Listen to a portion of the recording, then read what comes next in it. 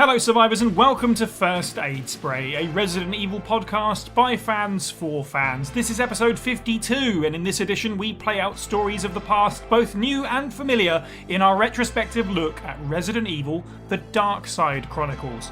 My name is Sai and joining me on the panel this week, taking a wrong turn down memory card lane and finding himself in Memories of a Lost City from Serial Box 64, it's Jordan Sugru. Hello. It's a game of Oblivion. No, wait, wrong franchise. Put down that bow and pick up that Wii remote. It's Moist Owlet, aka James. Hello. Hunters to the left of me, lickers to the right. Here I am, stuck in the middle with the pipe-throwing champion of 1998. It's Fire Button Steve Valance. No, that's a callback. Hello, everybody. Every episode of First Aid Spray is recorded live on our Discord server, so join now to hear the show early and unedited and to become part of our fantastic little community where we discuss life, the universe, and Resident Evil. You can find a link to the server as well as all of our social media profiles at our website, faspraypod.com. It's the support of our listeners that keeps First Aid Spray going, so why not check out our merchandise or our Patreon page. Tiers begin at just $1 a month. Head over to patreon.com/FASprayPod for a full list and the chance to create bonus First Aid Spray content. So Patreon exclusive. There's actually been multiple Patreon exclusives dropping the last few weeks. First of all, Steve, Kelsey and Sherwin sat down to record a audio commentary for Welcome to Raccoon City, which is not something that exists on the DVDs or with the digital release, but there is now a First Aid Spray Welcome to Raccoon City commentary if you are interested. It's currently exclusive to the Mastermind level of our Patrons only. We may release it down the line, but we're not quite sure yet. But if you feel like rewatching that film and you want to hear Steve, Kelsey and Sherwin's opinions as it goes, you can play it alongside your copy and it should sync up perfectly. We've also dropped a new bonus episode of the podcast focusing on Alien Isolation. 2 hours of flapping our gums about this classic modern, well, you might call it a survival horror. One of us kind of with caveats, but it was a good time indeed.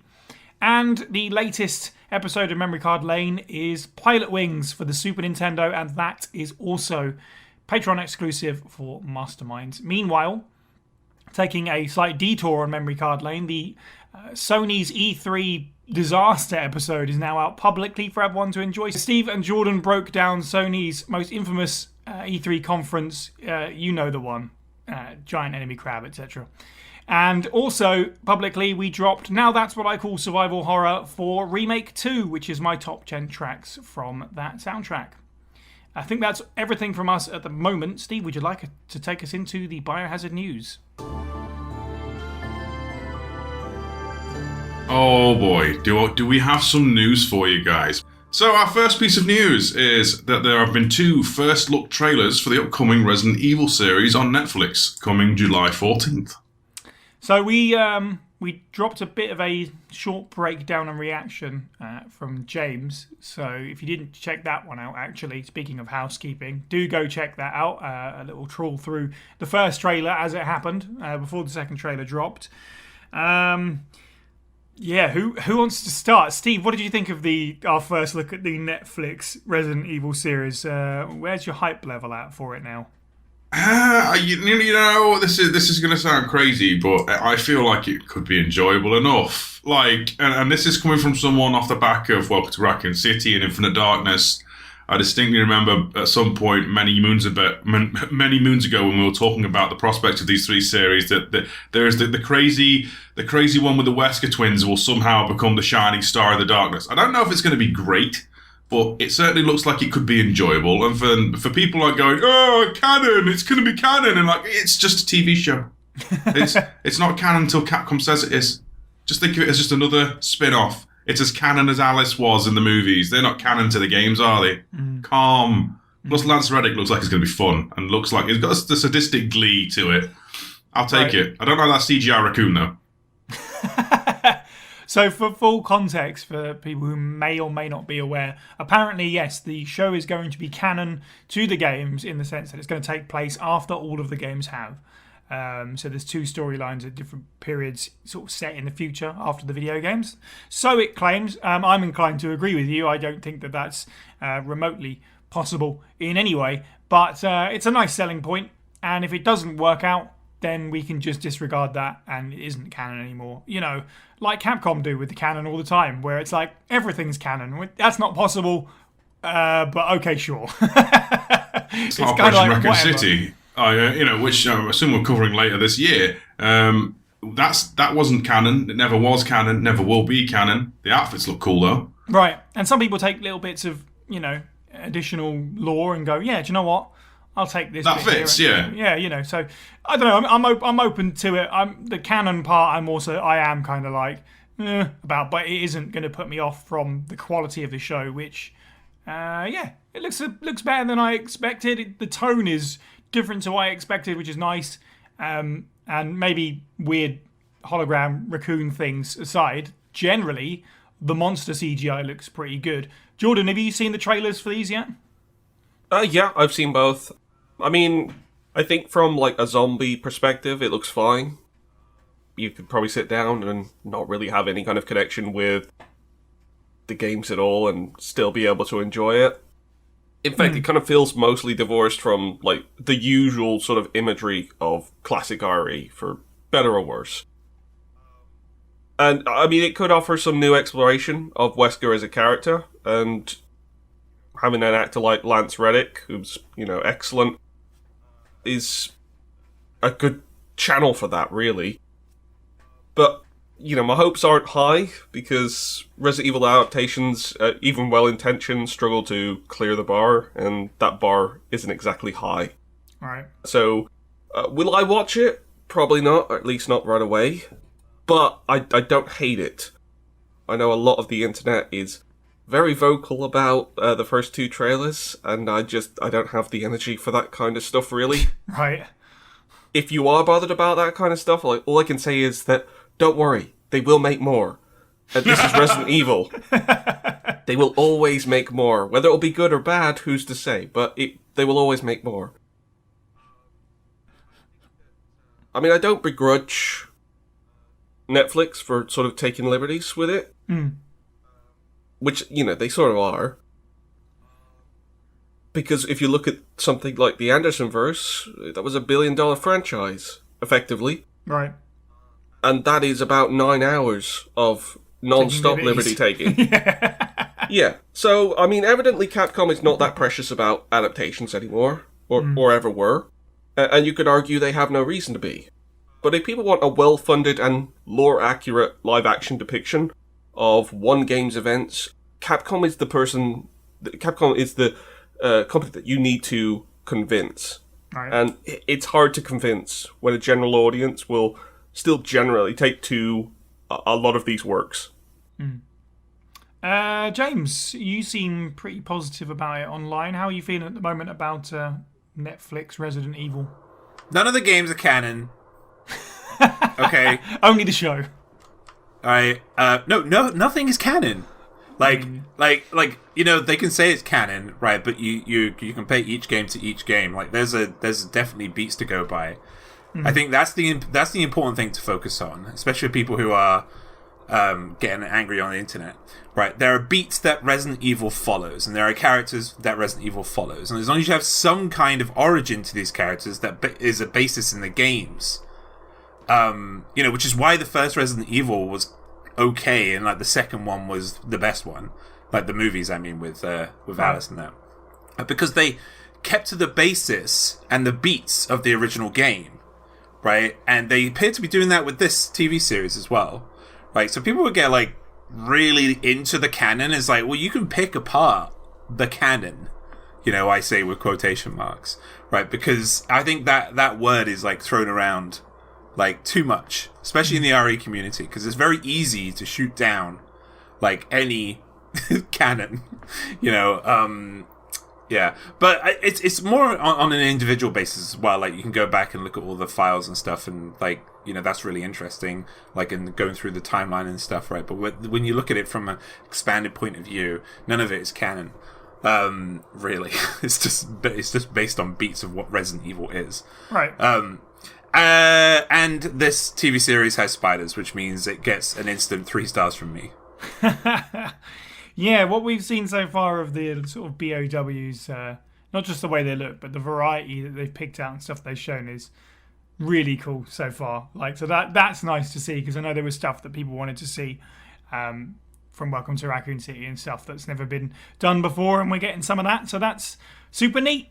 So at least there's that. You know, my issues with it, whatever canon related, i.e., isn't it weird how Umbrella are suddenly back and everyone's just okay with it, and also now they're concentrating on the T-virus, even though, you know, that is not important in the terms of like bioterrorism anymore. It's a bit outdated. But if it's a big dumb series about zombies and giant spiders, then I'm happy.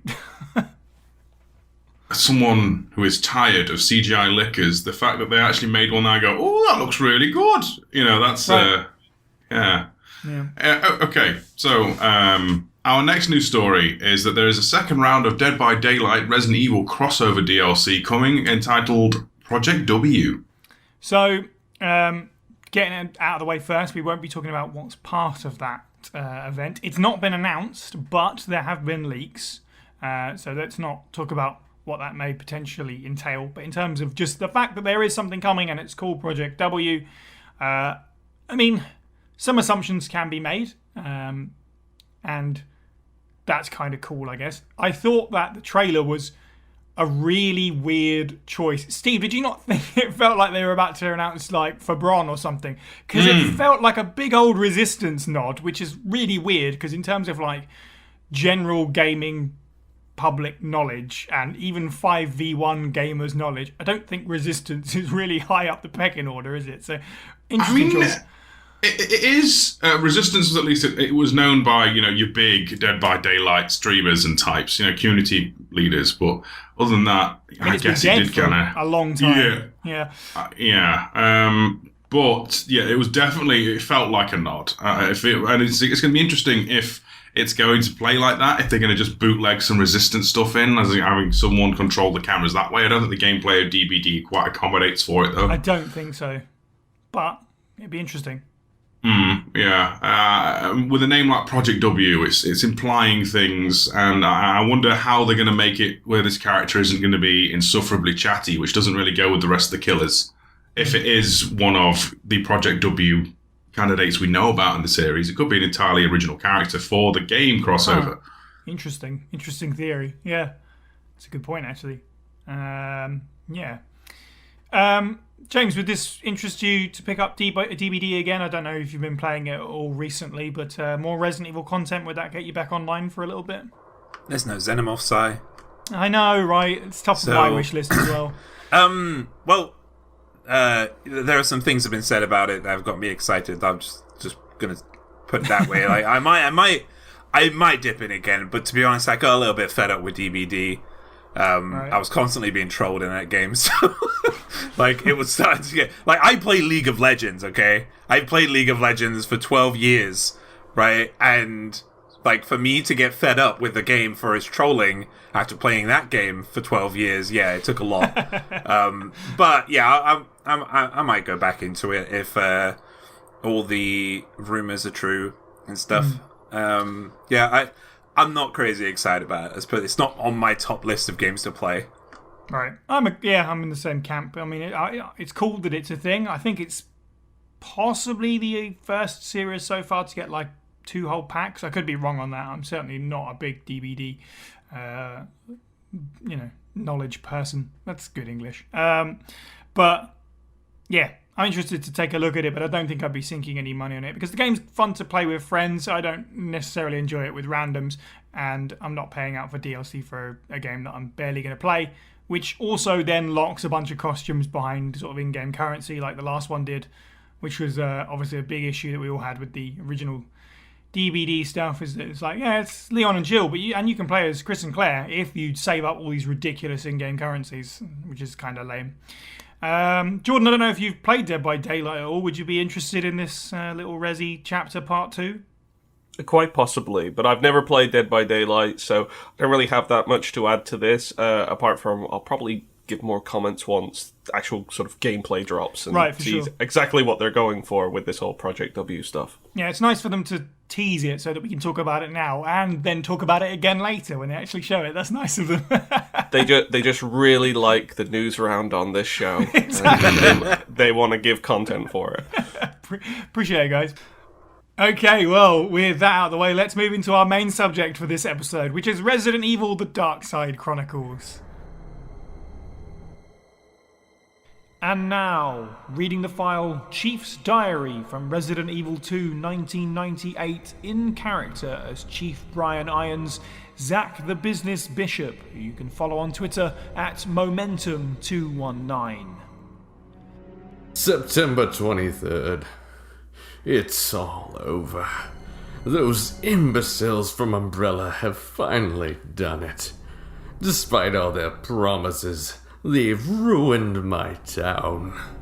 Soon the streets will be infested with zombies. I'm beginning to think that I may even be infected myself. I'll kill everyone in town if this turns out to be true. September 24th. I was successful in spreading confusion among the police as planned. I've made sure that no one from the outside will come to help.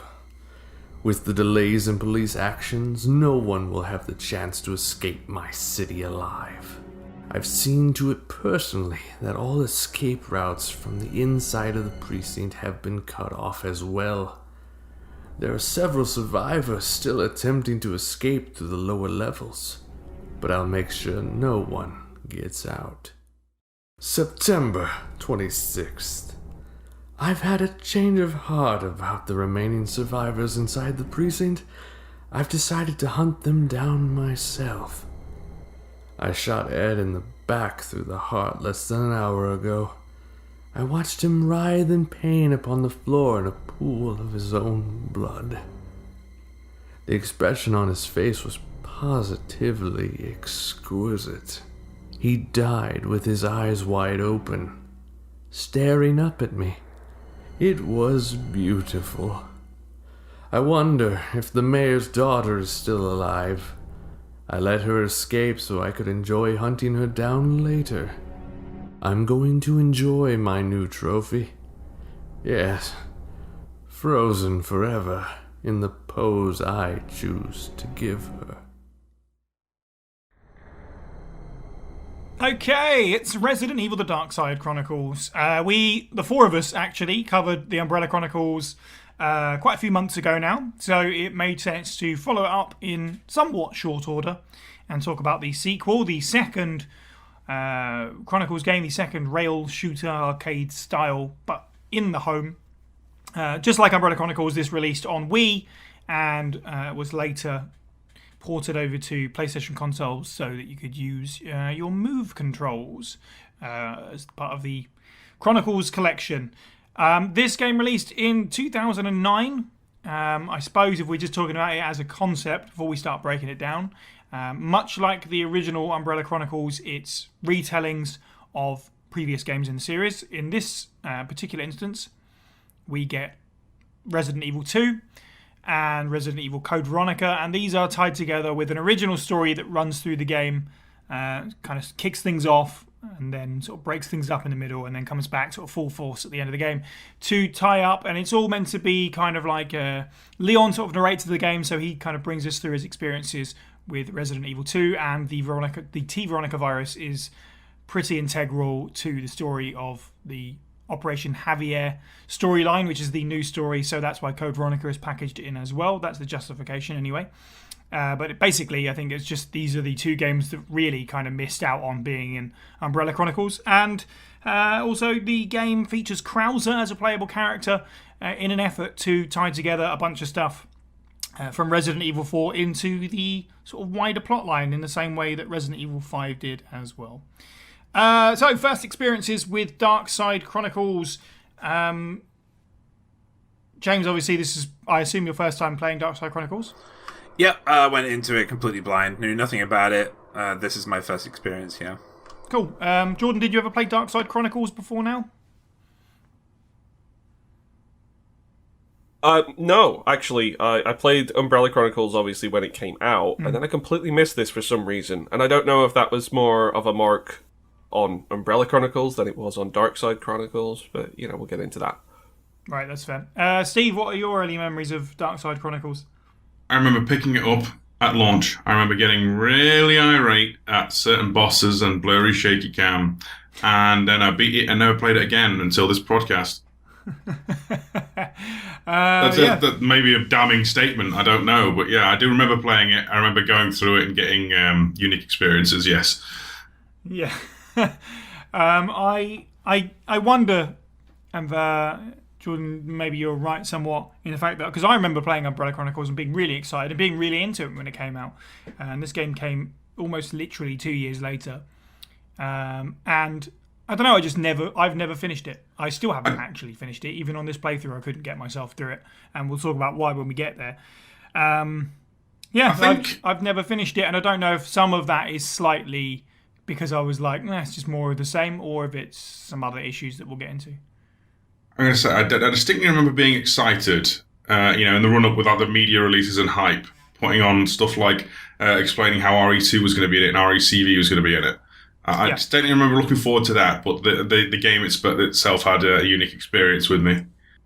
Me too, yeah. I definitely picked it up pretty early on because I was excited about the fact that Resident Evil 2, which felt like a massive omission, as well as Code Veronica being packaged in this game, I was pretty excited to do that. And yeah, some of the marketing was pretty good. We'll probably talk about it more, but just sort of like the visual sort of redesigns of the characters and stuff looked really nice. So I remember being super into it, but just kind of bouncing off it pretty quickly, I suppose. Okay, in that case, let's talk about the gameplay. The base concept is very similar to Umbrella Chronicles. It is your standard rail shooter. So if you've played or are aware of Umbrella Chronicles, pretty much I think everything is near enough the same. Actually, this time I only played with the Wii remote. I didn't play with the nunchuck, so I assume you can kind of peek around sort of the corners of the screen a little bit by moving the thumbstick, but I don't actually know that for sure. Nope. You can't. Okay. Interesting. It does have, in that sense then, maybe I guess the best place to start is that it does feel a bit more restrictive in that way. It does feel a lot more slowed down, and a bit more elongated in its pacing, and it feels a bit more, I suppose if you wanted to pick a more positive word, deliberate. But it moves around, the game in general moves around quite slowly. I think it's trying to amp up the horror, but that's definitely something that I realised compared to Umbrella Chronicles that I didn't enjoy nearly as much. It wasn't nearly as fast paced. James, do you agree with that? It is slower, and also there I would say the game, like, deliberate is a good word. Another thing I was thinking about was it's more contained in terms of its gameplay. Like, I'm going to talk a bit late. Well, in the gameplay, I think we're in the gameplay section now. But yeah, we are. So it even comes at the containment aspect of the game. Even comes down to like the weapons and stuff, which you can't cancel animations on. And I think the biggest the biggest annoyance for me was like the shotgun. Everyone in the game knows that in the franchise, shotguns is the thing you want, and it's the thing that makes things go boom, and it feels good, right? And Resident Evils have always had like some kind of cancel animation for the shotgun as you're putting in slugs or whatever, right? But this game doesn't, right? In fact, it's a detriment.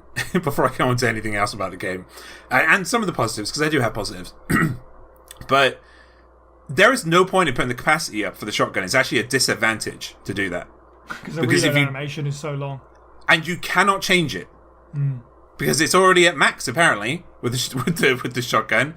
Right, so you're sitting there, you have like five or six slugs when you first begin it. And sometimes, like, in certain sections, you're up against 7, 8, zombies. And of course, you're going to miss sometimes, right? Because the game wants you to, apparently, because you feel like you're on a ship in the middle of the North Sea. It's I'm not going to go too much into the motion because, like, I know you guys have so much to say about it. But I did play this game a lot this week. I basically aced it by keeping the. This might be a bit of a hack, I don't know. But I aced the game by keeping the reticule. I played with the Wiimote and nunchuck just off center and to the north of my screen, and basically I just kept on shooting. right? Because because the game has no punishment for having bad accuracy, right? And I just fired away with my handgun because I had infinite ammo. Yeah, so I just, I was constantly getting headshots. I was constantly, and again, even though the game has that really wild motion, it seems to be based, like, each shot, every time it fixes to something, it's always off-center north, like, so you're always going to hit something.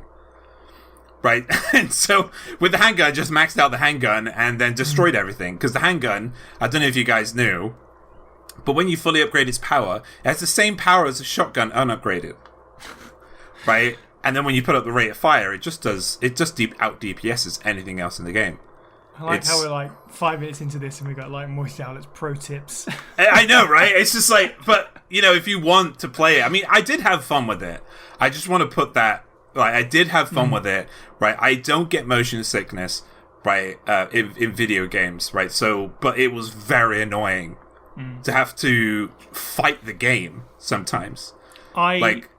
Yeah, I know what you're saying about the shotgun. I feel like 50% of the damage I took in my playthrough is because I was reloading the damn shotgun. Yeah. So it's an interesting... I hadn't really thought about it, but when you come at that as sort of like your first point, you're right. My approach was max out the handgun because it's the infinite ammo, sidearm, you're going to be using it all the time.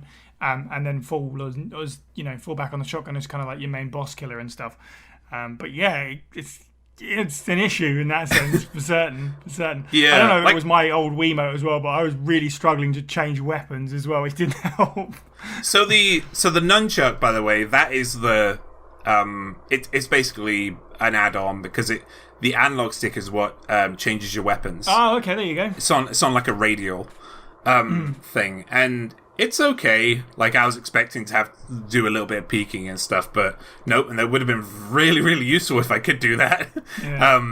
Yeah, but especially because my next point was about kind of the destructibles in the game as you're going through. Like, Umbrella Chronicles, literally, like, anything that shines, like, is something that you can even need to shine most of the time. Exactly, like, you can destroy it and you have a chance of getting gold, right? But in this game, it's really inconsistent with what you can shoot and what you can't. Like, there are lights. Like, lights is the big thing in these games. Like, there are lights in one level that you can shoot, and then the exact same lights in the next step, in the next stage, right, that you can't. Yeah. And same goes for, like, all the other... Like, there's other destructibles in the game that are like that. Like, there's a level in the lab where there's a bunch of side panels that you can shoot, and then you come across them in the next level, and you just can't shoot them anymore. It's like, well, that's really inconsistent gameplay. Like, you're making me want to shoot these things, and it's another reason why I like the handgun was a very good weapon in this game, because you are constantly shooting, and you're constantly shooting at destructibles because you don't know if they're destructible or not.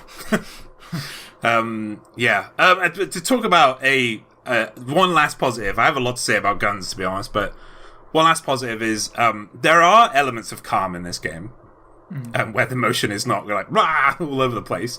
And it's particularly during its more horror focused sections. Yeah. Like, I was saying this to Steve when I was playing it in the Discord server, but torchlight was very liberally used in this game. Yeah. And I loved that. It like really added to the horror aspect. I think there was only like 1 or 2 in the first game, but they had a bunch in this game. And every time the torchlight scenes came on, I knew, okay, I'm in for an easier experience because it slows down the gameplay, and there are still those like neck cracking moments where for some reason you just twist around for whatever reason. But yeah, that's like, I want to end on a pro because I said a lot of cons. Yeah, and I'll give other people. I definitely agree. I remember we talked about how much we disliked the Resident Evil 3 adaptation in Umbrella Chronicles and how poorly it was reflective of the source material, but the sort of subway section with the torchlight was really cool. So it is good to see that back in this game, used multiple times, like you say. Those are some of the best parts in terms of the slow parts of the game. That's really effective, I found. Jordan, what do you think of this sort of base gameplay of Darkside Chronicles compared to its predecessor? Yeah, I had to hit the reset button with Darkside Chronicles because I was kind of I obviously I'd played Umbrella Chronicles, and I guess I enjoyed it for the most part. I mean, I went back to listen to our previous podcast about it, and yeah, I guess I was fine with it. But actually sitting down to try and play this Darkside Chronicles, this is the sequel to it, and actually sit down with it. Originally, I had planned to actually play the PS3 version and break out the PlayStation Move sharpshooter peripheral, which it's not a common thing to see, but it was a really nice gun attachment for the PlayStation Move. They put a lot of thought into it. It had digital triggers rather than sort of physical triggers, and it was great for light gun games. The only problem was that I became a bit disillusioned with this game from the off, because I realised that philosophically and technically, it's not really a light gun game. And playing it as one was a real detriment to me, like, from the off. And it was really putting me off initially. And I had to kind of get my head around that. Because the problem is that, especially for this era, the Wii Remote kind of posed this new possibility that you could make a ton of different light gun games, or games like that. And what I've realized is that ultimately that is a faraway concept to what we actually got in the home experience on the Wii. And that's not a bad thing. It's just that it was different. Because the thing is, the truest light gun experiences were primarily in arcades. You know, they had cabinets built for and calibrated to specific games. And the emphasis was on short burst gameplay, casual accuracy. So it was more about making you feel like a badass for, about 10 minutes, or however much money you had at the time to go and play something, like Time Crisis, which is like, it's mostly a game that's comprised of static gallery sequences and big targets, and, most enemies are downed in a single shot. And there's a lot of visual feedback every time that you pull the trigger. And you contrast that with the Chronicles series, even with Umbrella Chronicles, which is played in variable settings, in the home, on variable hardware, often sitting down, often with a baton controller, and, a baked-in dot sight for aiming. So, from the off, they're already quite different, and me holding my arm out, trying to pretend it was a gun, just wasn't working for me. The way that I would break it down is that something like Time Crisis was about reaction time. There's large hitboxes, and the necessity is to clear screens fast. But Chronicles' emphasis is more on accuracy. Few enemies actually go down with one hit, even on easy, and the game demands precision and rewards for, limb and object targeting. So, this is more in the spirit of Resident Evil anyway, just not so much in the gunplay. Because at no point did I ever feel like I was holding a gun in Darkside Chronicles. It more felt like a very deadly laser pen, or some kind of presentation remote of some sort.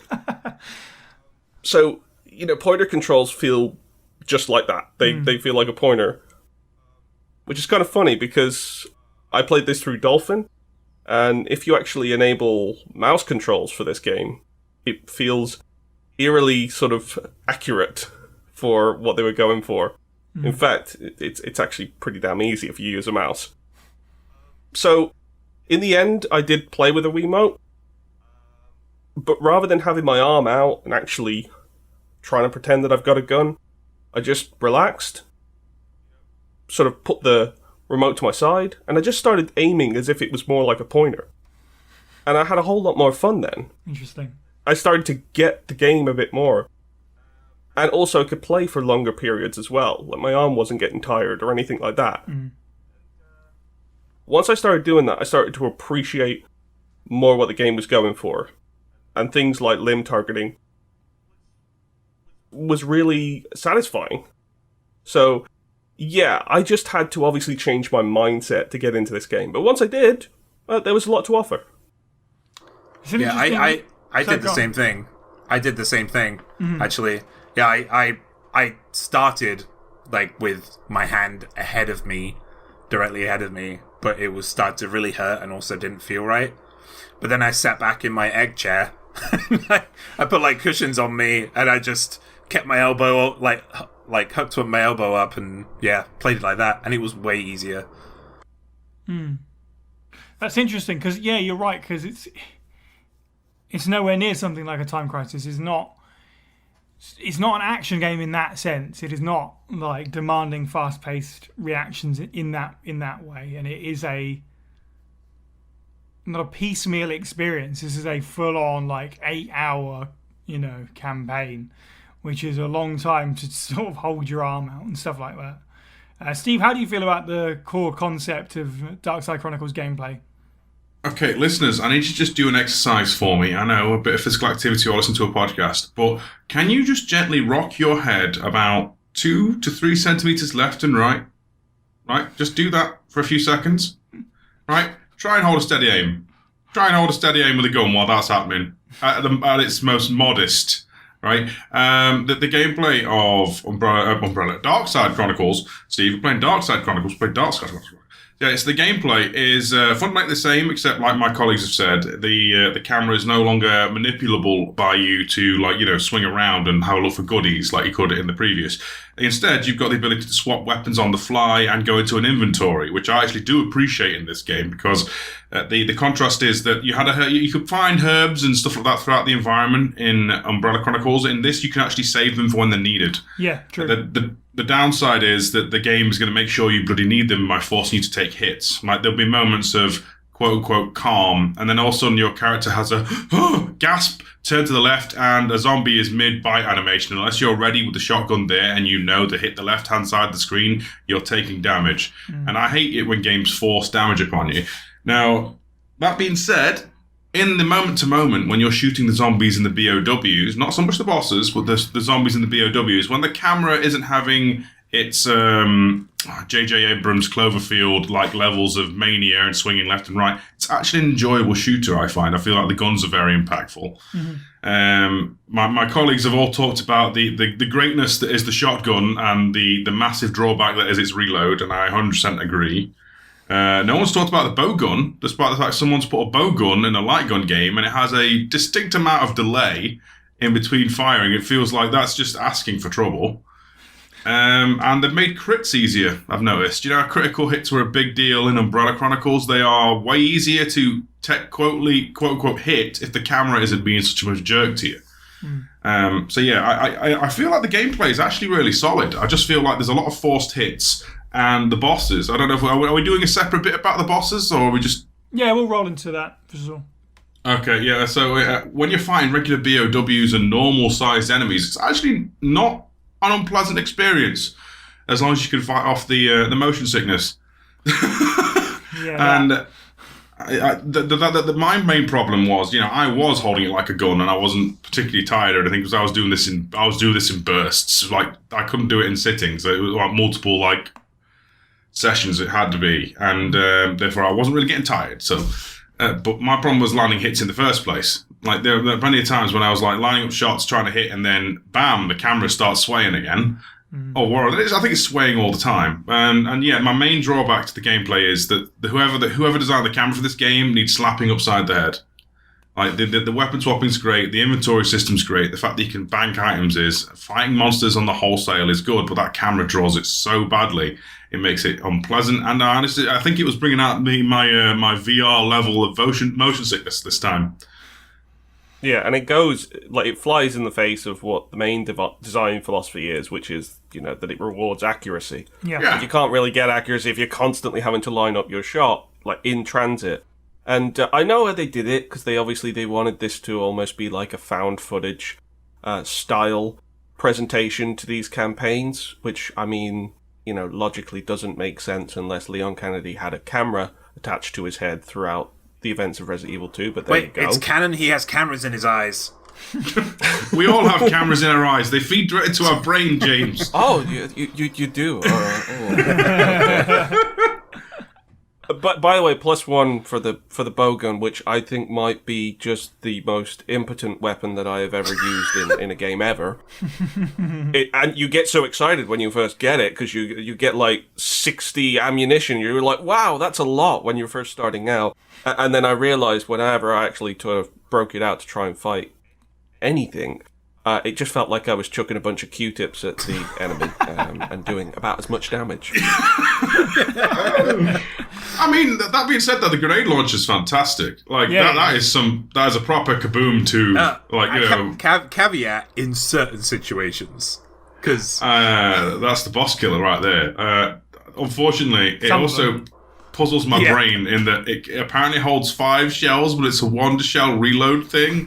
And I know, hey, don't look a gift horse in the mouth in this case. You're going to be a forever with all of them. You got to accept some disbelief in these kind of things. You're fighting zombie monsters and plant men, but goodness me, I don't know.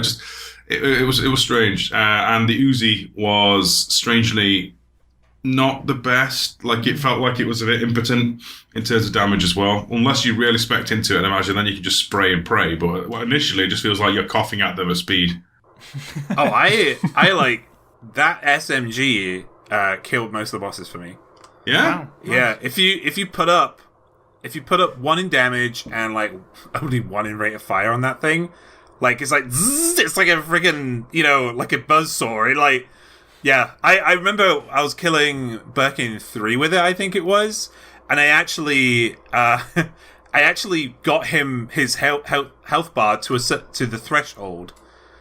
Which is something I want to talk about with bosses, but to a threshold where I had to just wait.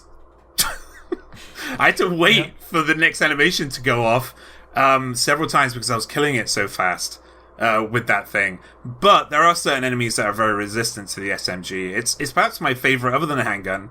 It's my favorite weapon in the game. My worst is the stake Magnum, pile of tosh.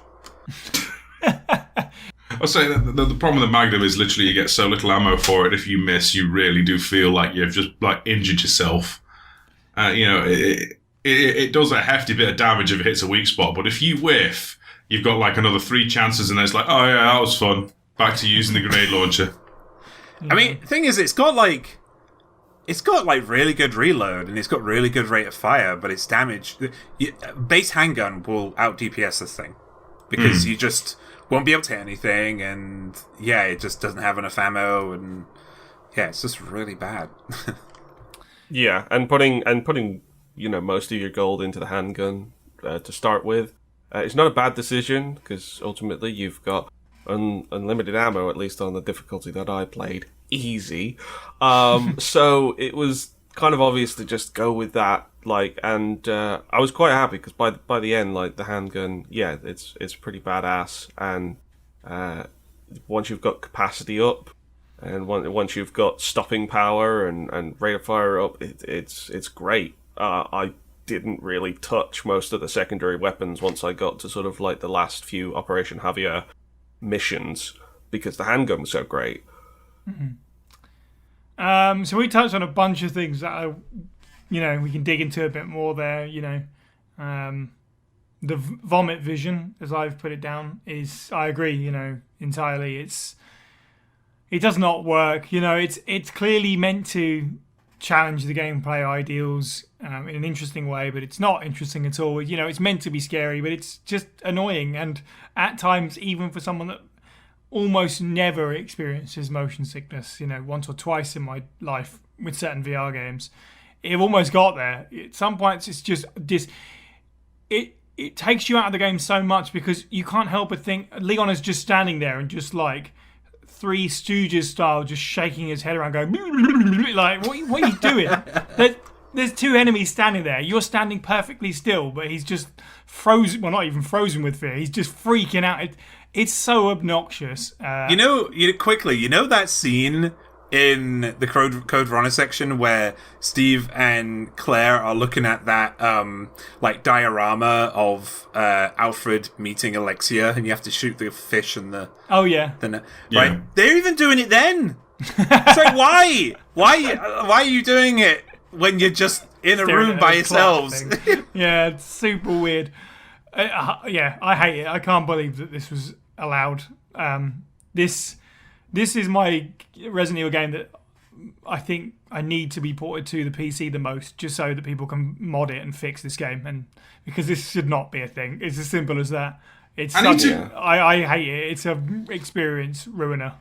I need to doubly ask everybody, like, am I the only one who played this actually on Wii hardware, not emulated or PS3? I played it on the Wii that's inside of my Wii U. So yeah, I played it on proper hardware, as it were. Because there is an extra caveat to this like shaky cam bullshit, and that is that at least on my version on the Wii, it was also blurry, like incredibly blurry, motion blur all over the shop. Oh yeah, 100%. And by those powers combined, I am not Captain Planet. I am Captain Off. It really does. It's great the gun has a laser sight built into it. There's that extra emphasis on getting your accuracy in. But with that kind of thing, it's a blooming nightmare to control this thing. Motion blur and head sway do not make Steve a happy bunny. Yeah, it's the combination of that and what you were saying earlier about how sometimes enemies will just be right on you. They'll be right in your vision as you turn around. So, or running straight at you at ridiculous speed, where you really have such a slim window of actually hitting them, which is exacerbated 100 times by the fact that I don't know what's going on inside the character's head, but they've taken something, clearly, because something's not right. Oh, I know what's in their head. It's a hamster ball. Yeah, exactly. Every Resident Evil character is in D-Lo Brown mode. Yeah, there you go. There's a reference for you. Yeah, it's terrible. Something positive from me, at least. I tell you what, I love the roster of enemies that are in this game, even if shooting them is sometimes a pain in the neck. It's really cool to have such a wide variety of stuff. Of course, all the stuff from RE2 that's great, and all the stuff from RECV is great. That's in there. You're not really missing much. The moth and stuff, but even the return of things like the Hunter Gamma and the Plague Crawler in Operation Javier is just really cool. And why not? Because you've got those assets existing from Umbrella Chronicles and such, so you may as well use them. And also, as a nerd, thematically, it just makes sense because the Hunter Gamma and the Plague Crawler are sort of notoriously for being rubbish, really. They're not very good BOWs. They've been abandoned. Umbrella didn't bother to pursue anything with them. So, yeah, they've landed on the black market and they're super cheap. So Operation Javier just goes, these will do, monsters for my guards, and they're cheap and rubbish BOWs. But it's just a good excuse to just see them one more time and be like, hey, it's that. And also, there's a new BOW in there as well with the Anubis, which is nice. So very much appreciated that. That thing is rough. Yeah, it's brutal sometimes. It's basically a chapter that ends with you just fighting 3, and that's kind of like a boss fight. And then there's a boss fight. Shout out to the Hunter Gamma and their just bring it animations. If they're far enough away from you, they actually put their little hands up and like, come on, hit me. Yeah, they actually do. Did you guys see the ants? Yeah. That was cool as well. The first time I played through the game, I didn't see the ants at all, and then the second time I played it, I saw the ants, and I got a file come up saying these are the blah blah ants because they ate the T virus blah blah. I was like, wait, where were ants? And then I played it again, and I saw these ants. I completely missed them the first time. Ceilings and stuff, aren't they? Yeah. I'd say, was that like a split route thing? Because I'm sure you run into them on the CV path. It's in that flesh tunnel. Oh god, yeah. I was trying to figure out a way to call that room, but I wouldn't have went there. The moist, fleshy cave. But no, I'm talking of BOWs and stuff. Yeah, I mean, I think I said this a bit earlier, but the actual regular monsters were fun. I feel like they were fun fights, especially the not Steve Burnsides, the Jabberwocks. Oh, the Jabberwocks, yeah. Yeah, they were fun. And obviously the Anubis. I appreciate the fact we got new, mid-tier BOWs, even if they're only in this game. And they have very interesting designs. Like, that Anubis thing looks like, kind of like a bat. It's meant to be like a bat insect, isn't it? And it just looks... So. It's got bat DNA. And it's like malevolent beef jerky. the note on that thing is disgusting. It's like they took the DNA of a bat and put it with an insect, and they just got rid of its digestive system because it didn't need it anymore. Yes. Yeah. And apparently it's cheap. Like, it's wrecking me. Yeah, okay. Speaking of getting wrecked, everyone's mentioned it, so let's talk about the boss fights then. Big. I found this game to be pretty challenging in general. The shaky vision certainly doesn't help. Sometimes it's in good ways. Other times it's in very aggravating, cheap ways. In short, the bosses. Pretty much all of them. They're pretty much all terrible, and I hate them all. Steve, would you like to continue? A great colleague of mine once said, the bosses, they're all terrible. But also, right, okay, I want to just say something, right? All right, okay. In the previous game, Umbrella Chronicles, enemies generally, bosses had a health bar. And when you depleted this health bar, the screen would fade to white and they'd have like a death animation where they'd fall down or whatever.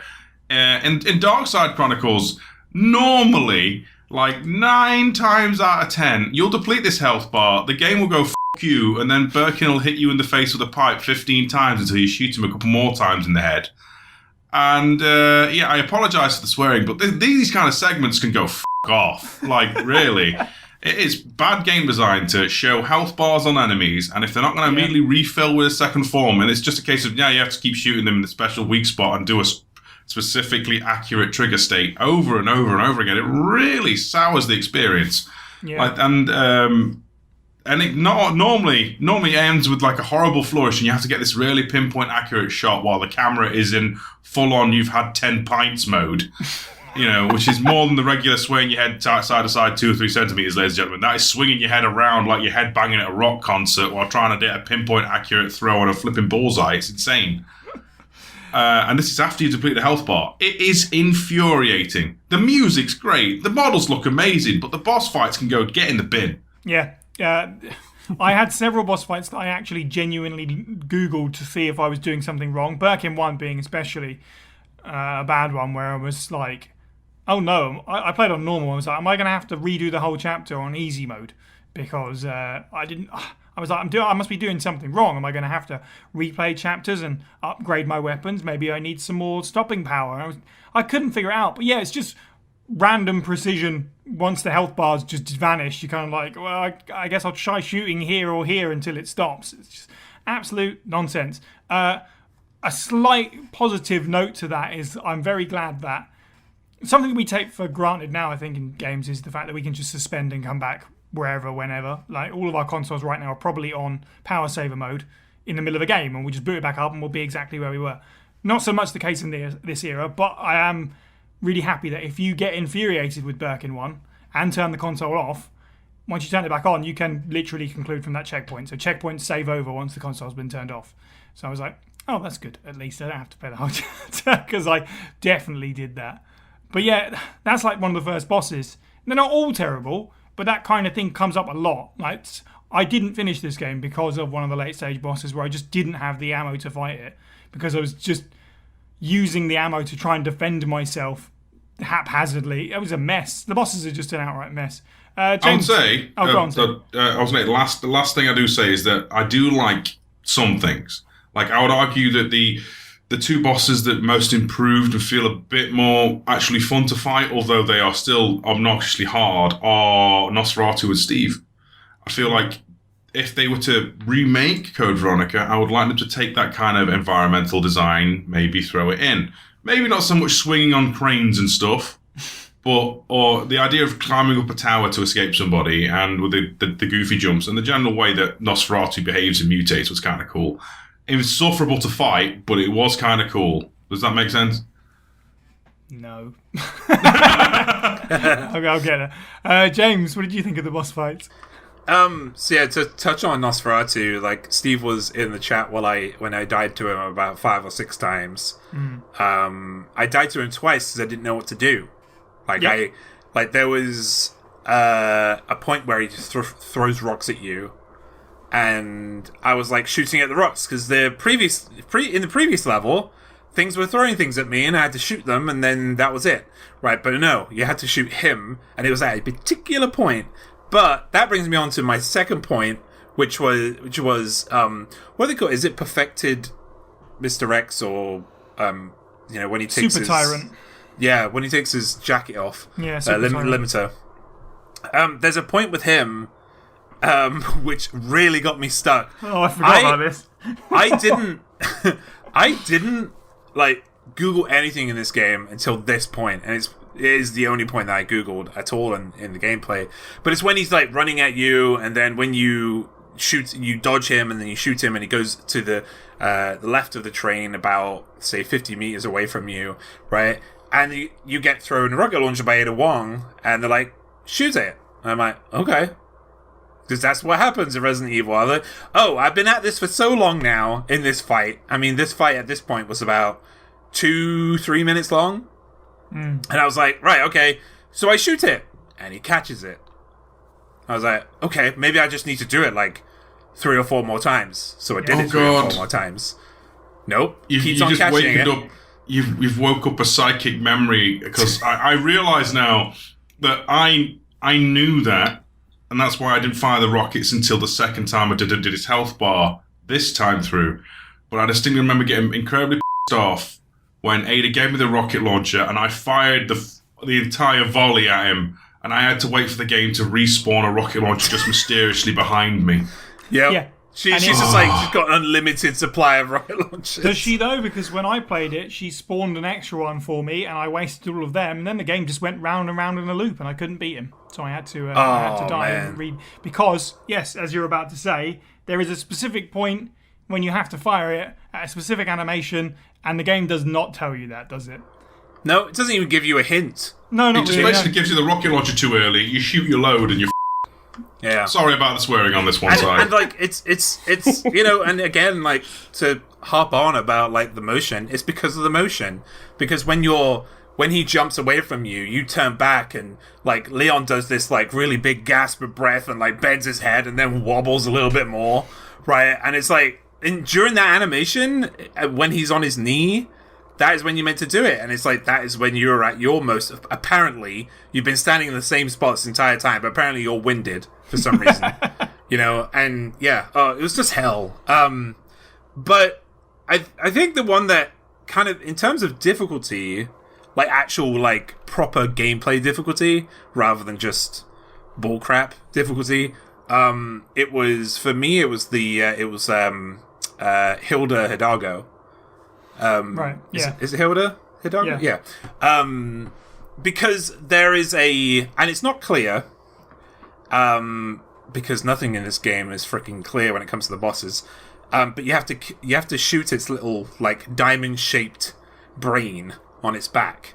But there are certain points during that boss fight where you just cannot hurt her at all, right? And that is that's huge oversight. It's like, don't give me frames that I can shoot and damage something if I can't do it. Yeah. Like, and it was like half of that fight was you just running away, trying to get to a high vantage point, and then it would just jump up towards you, and then you've got like, 15-20 seconds of it in front of your face. You're meant to shoot it so it like stutters back, staggers back, sorry. And it's just, that is the pinnacle of the problem with this game, is there's a lot of stuff like that. Like, there's a lot of stuff where it's just you don't know what is going on with these bosses.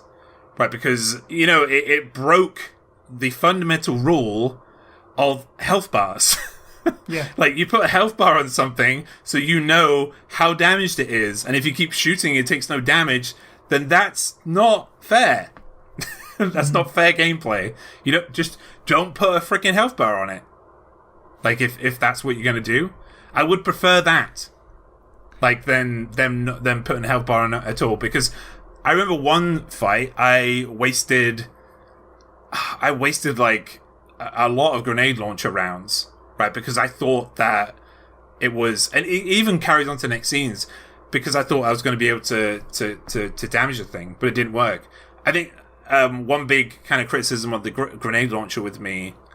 Is that you said it earlier on, Sarah, so certain bosses you can hit with this thing. Mm-hmm. And it's meant to be a boss killer. It's always been a boss killer in every Resident Evil game that's had a grenade launcher. And I think there's like 2 bosses it works on. Yeah, probably. by the point you get it. Yeah. Like, because everything else is either slightly elevated, right? And for some reason, whoever your main character is that you're playing, the arc that they throw is weak. Like, it is, even if you aim the pointer right to the top, it, like, has a max arc of maybe, like, 20 meters. It's awful. And there's big stuff in this game. Stuff that's always moving around as well. Yeah. It's just... I feel exasperated just talking about it all because it took a lot out of it. Like Steve said earlier, like the main gameplay, get the journey of the game minus the motion controls is great, right? And it's like it can get to a point where it can get really fun, especially with what Jordan and I were talking about earlier on with how we played the game, right? But the bosses, no. Yeah, I agree all around. Really, I think that there's a good game in here somewhere that's just weighed down by a bunch of stuff, and the bosses are as a big part of it. You know, that Hilda fight is where I tapped out, which is about 15 minutes from the end of the game, pretty much. But I was just like, I can't do it anymore. It doesn't help that there's like a cutscene in the middle of the boss fight, so if you die, you have to get to that point and watch, you know, what's her face singing again, and it's just like, I'm exhausted just by the entire experience. So yeah, sadly, I couldn't do it anymore. I feel kind of bad for it, but that is what it is. Jordan, any pros or cons on the boss fights? I know we've got quite deep on it. I mean, yeah, covered most of my points really, but it was probably not as rage-inducing for me. I think I kind of, for once again, I was playing on easy because I just wanted to kind of experience the game, and that's probably just that helped me in certain respects to boss fights, of course. But yeah, there were some oversights. The whole shenanigans with the health bar is annoying on the first playthrough. I mean, obviously, you anticipate it for the second playthroughs, and you can then usually kind of hold back your ammo for when you know absolutely you can wail on this boss and you can cut their health down. But especially kind of having a rocket launcher, because you almost always are probably going to have some leftover rocket launcher ammo from a previous campaign. And, you know, at first it's exciting because it's like, oh wow, I'm gonna be able to use this in another boss and just sort of shortcut my way through the next segment. And so often it would just be completely pointless. It would just fly off in a different direction or completely miss the enemy. It felt like there was an episode of Pokemon once where, like, this old guy had been going after this giant Whiscash. It was like his Moby Dick in its essence, and he saved a Master Ball for it. And when he finally tracked down that Whiscash and threw the Master Ball, the Whiscash just opened its mouth and ate it. And that's what it felt like with the rocket launcher. So many times it felt like, right, here we go. I'm going to take out this boss in one hit, and then pew, it just goes flying past their head. And I'm like, oh, that was my whole tactic. I have to go through it again and just approach it from a different way. I mean, Hilda was also one of those bosses that stuck out to me. The second fight with Hilda can be very annoying. That said, obviously I fought it twice, both as Leon and then as Krauser. What I can say is that those sequences where Hilda's either, firing those strange darts at you or, just basically throwing up, you can stun Hilda at those moments, but it requires a lot of firepower. And more bafflingly, it requires almost no accuracy. So I thought that the diamond sort of shape crevice with the brain sticking out on the back, that's what you're supposed to hit. And yeah, in certain sequences you can, but that for some reason is not what was stunning her for me. I was putting as many bullets into any part of the body, and if I managed to hit Hilda enough times, then that's when it would cause the stagger animation to kick in. And that was baffling, because it was kind of, even on guides, it'll tell you that, like, the weak spots are the brain and sort of like the top of the head part. And if you try and aim for those parts, most of the time you're going to miss, because Hilda's moving around all the time. The camera's moving around all the time. So you're never really going to line up your shots. Basically, just try and aim for the easiest part, the largest sort of form, and get enough bullets in, and then it will trigger the animation, which I think was communicated not even poorly. It just wasn't communicated. Right. Yeah. And so that was a bit weak sauce. With regards to some of the other bosses, of which I only really have notes for one or two, Mr. X is quite bland in I think every form.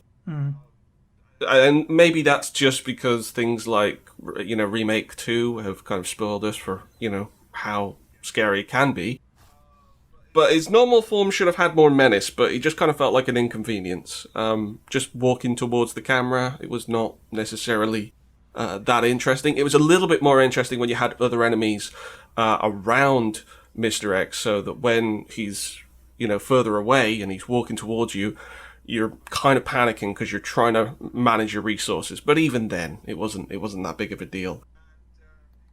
Yeah, the whole rocket launcher segment, just way too contextual. And the window for actually finishing the boss fight just felt so narrow. And that was a pain in the neck because you felt like you'd done enough by that point. There was no reason to really stick around apart from you had to do this one thing at this one moment in a very specific fashion. And it just goes against what, we like about boss battles, really. Is that ultimately it's about kind of really unleashing your arsenal at its full potential. Ironically, there are bosses in the Operation Javier segment, especially towards the end, where they kind of feel a little bit too oriented around you having maxed out weapons so that you can just wail on them and, down them as quickly as possible. And you're probably not going to appreciate those on the first playthrough. And obviously, if you don't appreciate them on the first playthrough, you may not even get around to a second playthrough. So I think that's kind of backfired. And the only other thing that I'd say about is Birkin. The earliest fight is obviously the most annoying. The whole segment at the end where you can lose a lot of health just because you think the fight's over, but for whatever reason you still have to do things. But every new fight with Birkin was more enjoyable. Yeah, agreed. I kept going back to those chapters. Not only to farm a little bit of gold, but also it was just plain fun. Because I think, obviously, it's a more obvious enemy in terms of weak spots and knockbacks. And, every kind of Birkin after sort of the first stage was a lot more fun just because I knew that I was going to be able to pump a lot of bullets into him. So, yeah, that's at least a highlight. And now, reading the file Queen Ant Report from Resident Evil Code Veronica in character as Alexia Ashford, Reen Hurst, who you can follow on Twitter at ReenBeanVA. After discovering the remains of an ancient virus within the genes of a queen ant, I have been concentrating on the research of ants. The ecosystem of the ant seems truly ideal to me. There is one queen ant in each anthill, and the soldier and worker ants are the queen's slaves. They dedicate their lives to the queen. The death of the queen ant means the doom of the entire anthill. However, the soldier and worker ants can be easily replaced as long as the queen ant is alive. This is exactly the same relationship between myself and other ignorant masses. I have succeeded in creating an ideal virus by implanting the queen ant's gene into the mother virus that Spencer found. I used my otherwise useless father as a test subject. However, as I expected, the virus caused a rapid change in his cells, triggering the complete destruction of his brain cells and body flesh. Furthermore, a special type of poison gas was generated inside his body that the blue herb had no effect against. Because of this, I created an antidote in case of emergency and stored it inside of the weapon chemical warehouse on the B2 floor. I have decided to name this virus with unimaginable potential the T. Veronica virus. When I find out how I can fully utilize the power of this wonderful virus, my great research will finally be complete. Alexia Ashford. Okay, cool. Let's talk about the aesthetic of the game before we get into breaking down specific stories. Let's talk about the visuals for Darkside Chronicles first, I suppose. Steve, let's start with you. What do you think of the, ignoring the sort of Exorcist style head turning all the way around, vomit vision? In terms of what you can see of the visuals.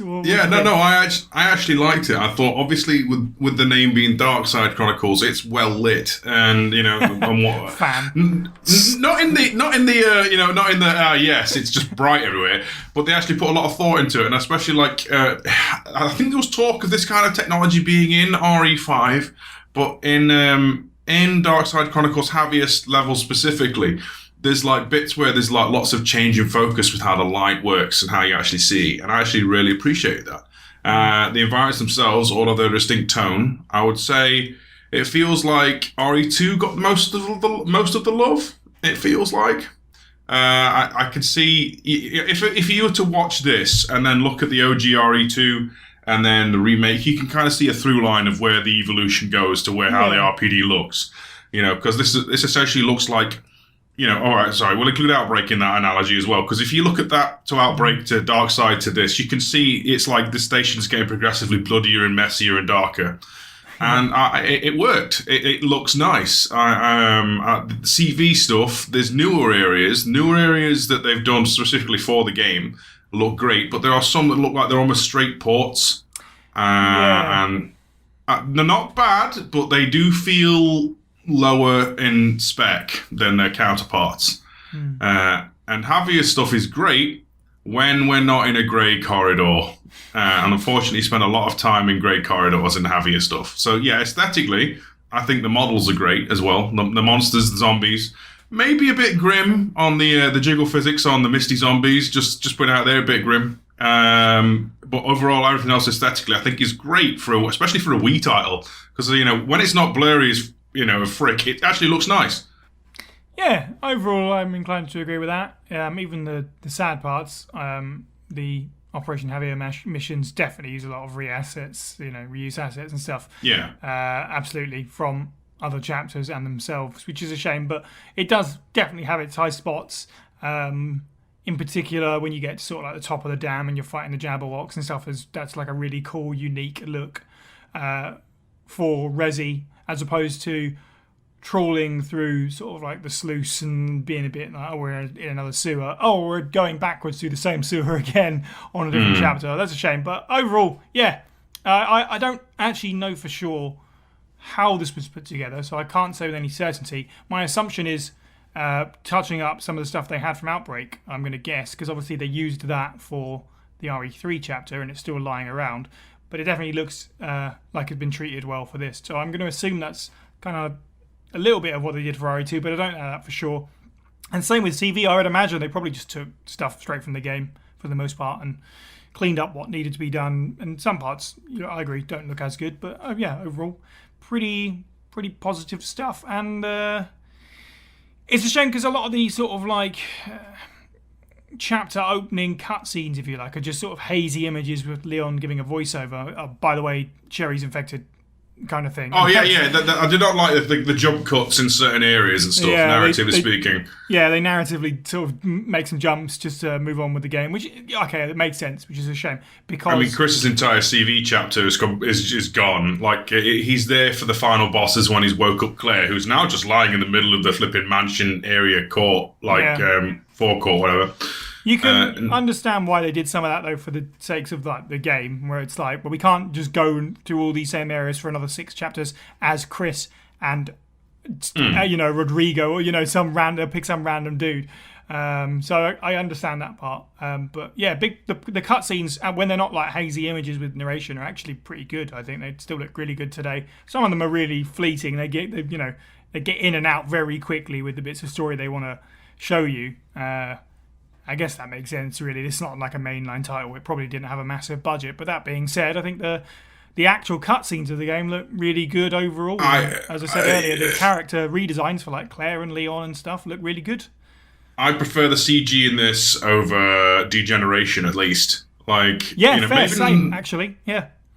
Maybe not for Claire, but for Leon, definitely. Leon looks more like a person. Yeah. Jordan, what do you think of the visuals for Darkside Chronicles? Yeah, good overall. I mean, emulating this game, obviously, it's always going to look a bit nicer, but it did make me appreciate the work that had went into the Wii graphics, even while output during that era sort of languished behind sort of standard definition. So, hats off to Kaguya for that, because, it's quite ambitious. It's, surprising how good Darkside Chronicles can kind of hold up with only a resolution bump, so I wasn't surprised at all that they then ported it to the PS3 pretty quickly, to be fair. And apparently the producers of Resident Evil 5 were very impressed with this game on a technical level. Previously, they'd said that Resident Evil 5 was not possible at all on the Wii, especially because of all the new sort of shaders and lighting tech they were going with in the new engines. But then they saw this game and they thought, oh well, maybe we can, but we still won't make it. Generally enjoyed it for the presentation a lot more than Umbrella Chronicles, which, I mean, obviously based on the actual settings themselves, Sure. was always going to be sort of a bit of a murky game. And this, obviously, especially with its original story in Operation Javier, is able to kind of afford itself some better locales that can sort of show off a different degree of the Resident Evil world that we're not necessarily used to. The HUD's a lot cleaner as well. I went back to actually have a look at Umbrella Chronicles, and I realised that it's actually pretty ghastly because it's such a hog on the screen. And I think they've pared it back appropriately for Darkside Chronicles, and it never really got in the way, and it was always a nice sort of glance away just to see either health or how many bullets I've got left. I don't need that on the cursor. I don't need that in my crosshair at all times, because it just makes the crosshair really heavy. Yeah. And while obviously I'd maybe prefer either variable crosshairs or maybe no crosshairs at all, although I think now, understanding the design philosophy of the game more, I understand why it's there. But yeah, I don't think they really could have pared it back that much more than that. And even then, I had, certain options kind of ticked on for display, when I believe you can take most of them off, with the exception of the crosshair. The only criticism I have with it is how washed out some of the scenes can look from sort of a more muted colour palette, which I think was just more of an issue of the time, really. I think if they were making that game now, they probably would go for a bit more colour, a bit more vibrancy. But that's really the only marks that I can kind of hold against it. It's obviously, it looks worse when you're playing it on, a standard def television, because you already have the muddiness of the game. Plus you have a lot of the, post-process effects, like the motion blur, like things like sort of bloom, that don't always come across as nice as they are intended when you're watching it. It's you're playing the game at its original resolution. So, if you're emulating it, if you're doing it at a triple resolution and you're kind of getting it to fit 1080p, and you can see those visuals more clearly, it can be surprising how much detail there is there, and how much it sort of stands up. So, hats off. In some regard, it's just a shame that it had to kind of come out on the Wii, which was sort of so limited in its display output. James, what do you think of the way the game looks? So, this game came out 8 months, I think, after Resident Evil 5. Yeah, something like that. And you can see that the game is taking inspiration from that game in terms of, filters and stuff. They use heavy filters in this game to kind of color or, just gloss over its...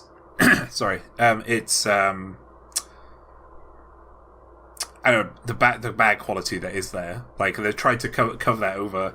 As soon as I went into Operation Javier, I immediately thought of Resident Evil 5. And then I realized it came out in the same year as that, and it makes complete sense.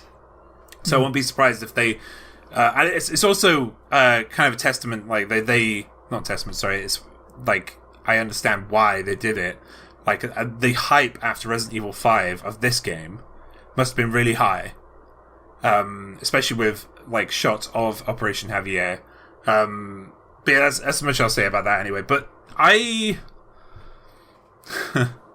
wasn't really impressed by the general visual style of this game. I was playing it in native, so I was getting the same experience that anybody else would on Wii. As I say, like a lot of Resident Evil games that came out around that time had that same like green yellowish filter that they put on, and the same shiny skin and like the shell texture that you always see. I think it's just because I'm so used to it though, so this is just personal opinion. I did find that I actually exclaimed it when I first saw Hilda. Really loved that character design, that monster design. Really loved that. As soon as I saw it, I went, wow, this is unique. This is weird. This is very eldritch. Sure. Yeah. You know, and I was not expecting that. And I was kind of, after I seen Hilda, I was expecting the rest of the game to be like that. I was expecting it to face a lot of eldritch-like looking horror creatures. And then learning that she was put under the T-virus as well was also a surprise. I thought it was going to be Veronica, but learning that she'd been under the T-virus, I was like, okay, so where does that, because the stuff we've seen in T-virus has been very different than that. I thought she was T Veronica. I thought she had the same disease. Am I going crazy? She got given... fact checked, but I believe she got given the T virus and it didn't really work out, and that's why he looked to the Veronica. But I will fact check. Oh, so I thought it was like the organ swapping. The fact they didn't do that. No, that was his daughter. Yeah, I mean, I think they didn't do I don't think they did do the organ swapping for Hilda, and that's why she turned into Lovecraft's favorite BOW. Yeah, I'm pretty sure she was given the T virus though by him, but still, it surprised me. Even I was expecting Veronica at least with that one, but the thing that really surprised me, two things that did. One was the Vista shots in this game. I think there was only like 2, right? But someone worked really hard on those. Yeah, for sure. And they looked real. Like I was looking at them, wow. These Vista shots in this Wii game, this is really impressive. I feel like the camera may be stuck on them a little bit too long. Like you could tell that they knew that they did well with this with those shots. I remember there was one point when you're outside the dam, and I think you spend like a whole minute out there just looking. I mean, it looks very pretty, but only need about 10-15 seconds looking at it. And the other thing, and we mentioned it earlier on, but is the pure variety of monsters in this game. And I mentioned it earlier in the podcast about spiders. Oh yeah, it's kind of a joke with me. Any RE game that has spiders in it instantly gets like brownie points, and this game has 4 different varieties of them. Right, and it's just like, wow, there's spiders. Oh, there's more spiders. Like, it was really cool. I know probably not, arachnophobe's dream, but, it's nice. Like, I like seeing, I don't know what it is. Maybe I'm just weird, right? But we're all weird here, but I like seeing, like real world animals. Yeah. Pumped up.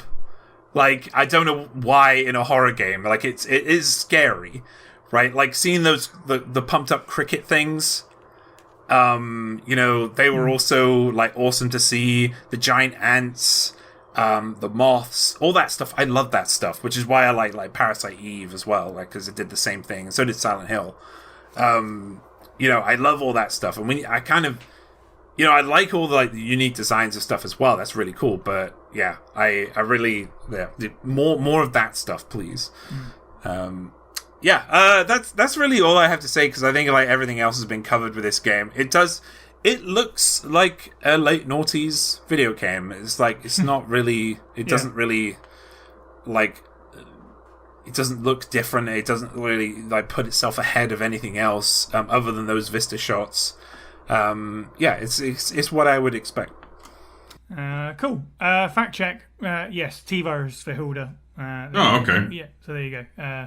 which is weird considering that she has some sort of like humanity to her still. But Resident Evil sometimes just does things it doesn't bother to explain.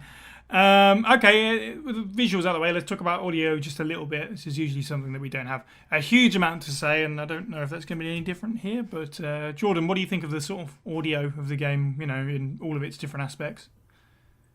Well, overall, I was quite pleased with the audio, especially once again compared to Umbrella Chronicles. A few points that I'd made in the previous episode, about this series. I had a few points to make about where they could improve, and they have. First of all, the pistol no longer sounds like someone punching a filing cabinet. It actually sounds like a gun. Yep. And for a weapon you're likely using 80% of your playthrough, that's a very welcome change. Second, the voice direction is a lot better. The actors are now delivering lines with greater environment and situation awareness, at least to my ears. I always kind of pick up on this just because, if you're in an environment where really the characters should be shouting because either they're a long distance away or something, quite monumental is happening around them that they have to shout over, you want that in the delivery from the actors as well. You don't want a flat delivery. And that's not always the case because, actors go into a studio and they are not always directed to deliver the lines in that way. So, with a game like this that is so tailored, and it only really has one vision, you can't afford to just sort of skip that. And I'm glad that they actually did put more attention into that, and there were a few sequences where it just felt a whole lot more natural, and it was just generally more enjoyable to listen to, because it felt like there was a greater chemistry. It felt like they were actually in the environments that they were in. Generally, the voice cast is great, the exception of maybe Javier. And it's especially nice to hear Paul Mercier's Leon Kennedy once again. You can see, obviously, there's a lot of sort of like crossover casting for Darkside Chronicles and Regeneration, and that makes sense considering the time that they came out. And finally, the music, I was surprised, is very often brilliant. It's easy to miss in a rail shooter, but even on a first listen, a number of these themes stuck with me, and I'd go and check them out. Later on when I'd go hunt down the soundtrack. The track Game of Oblivion that plays during the target practice house segment in Code Veronica, that goes harder than it has any right to, and God bless it for it. It's really epic. I'm not surprised at all that the soundtrack turned out the way that it did, with the talent behind it, because they had quite a few returning veterans, as well as bringing in some sort of, industry greats to work on it. And, it's come out really well. And I was just so surprised by that, because we kind of talked about how sort of inconsequential the Umbrella Chronicles soundtrack could often be, especially with regards to themes that should have been given a greater weight in how iconic they were. And I feel like there's been some decent service throughout, and some actual exemplary service at certain points. So yeah, lots of cool songs that came out of it, and audio generally, I'm pretty positive about. Interesting. I may or may not have some controversial opinions in that case, but let's see what everyone else has to say. James, what do you think of the audio design of Darkside Chronicles? So I think the audio of this game is one of its biggest strengths, to be honest. The guns sound okay. They don't sound great, but the monsters sound awesome, other than the dogs, which sound like screaming kettles. I'm not sure why that is. But the music is great. Yeah. With a standout for me being the main menu theme, named Sleeping Beauty, which really surprised me because I was stuck on the main menu just chatting with the fast crew, and halfway through the song, vocals start, and I was like, oh, this is pretty nice. I like this. It was a nice surprise. The voice acting is precisely what you'd expect from a late noughties Resident Evil. It's not wildly inspired in general, but I did love the inner monologue of Jack until it got weird. Until he started kind of I felt like, no judgment, but it felt like he had some kind of like daddy kink with Leon at one point.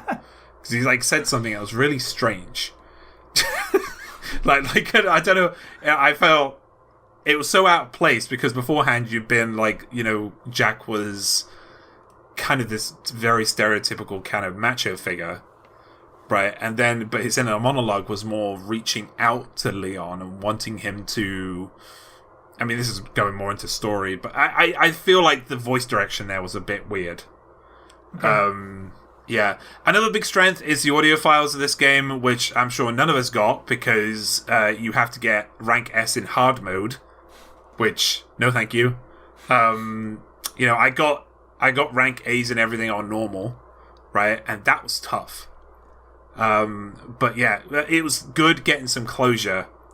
For hearing those audio files, it's good getting closure on Annette and with Sherry. Because yeah, I forgot that's a thing. Because a lot of people, like, I see on the internet, like, there's like two camps. There's camp, Annette is a crap mum. I mean, she is, but, she's completely crap mum, and she left Sherry, to die and all that. But these audio files show you how much she actually cared for Sherry, and she gave her direction. And the best way, like a mother like Annette can do, and I thought that was really important. And then my final point is, I have a really good ear for some like voice actors I've heard and know the name of, and as soon as Steve spoke, I was like, that's Sam Riegel. Yeah. And as soon as he spoke, I was like, I like this Steve. But then he carried on. He went through his, and Sam did really make this character much more relatable with his voice acting.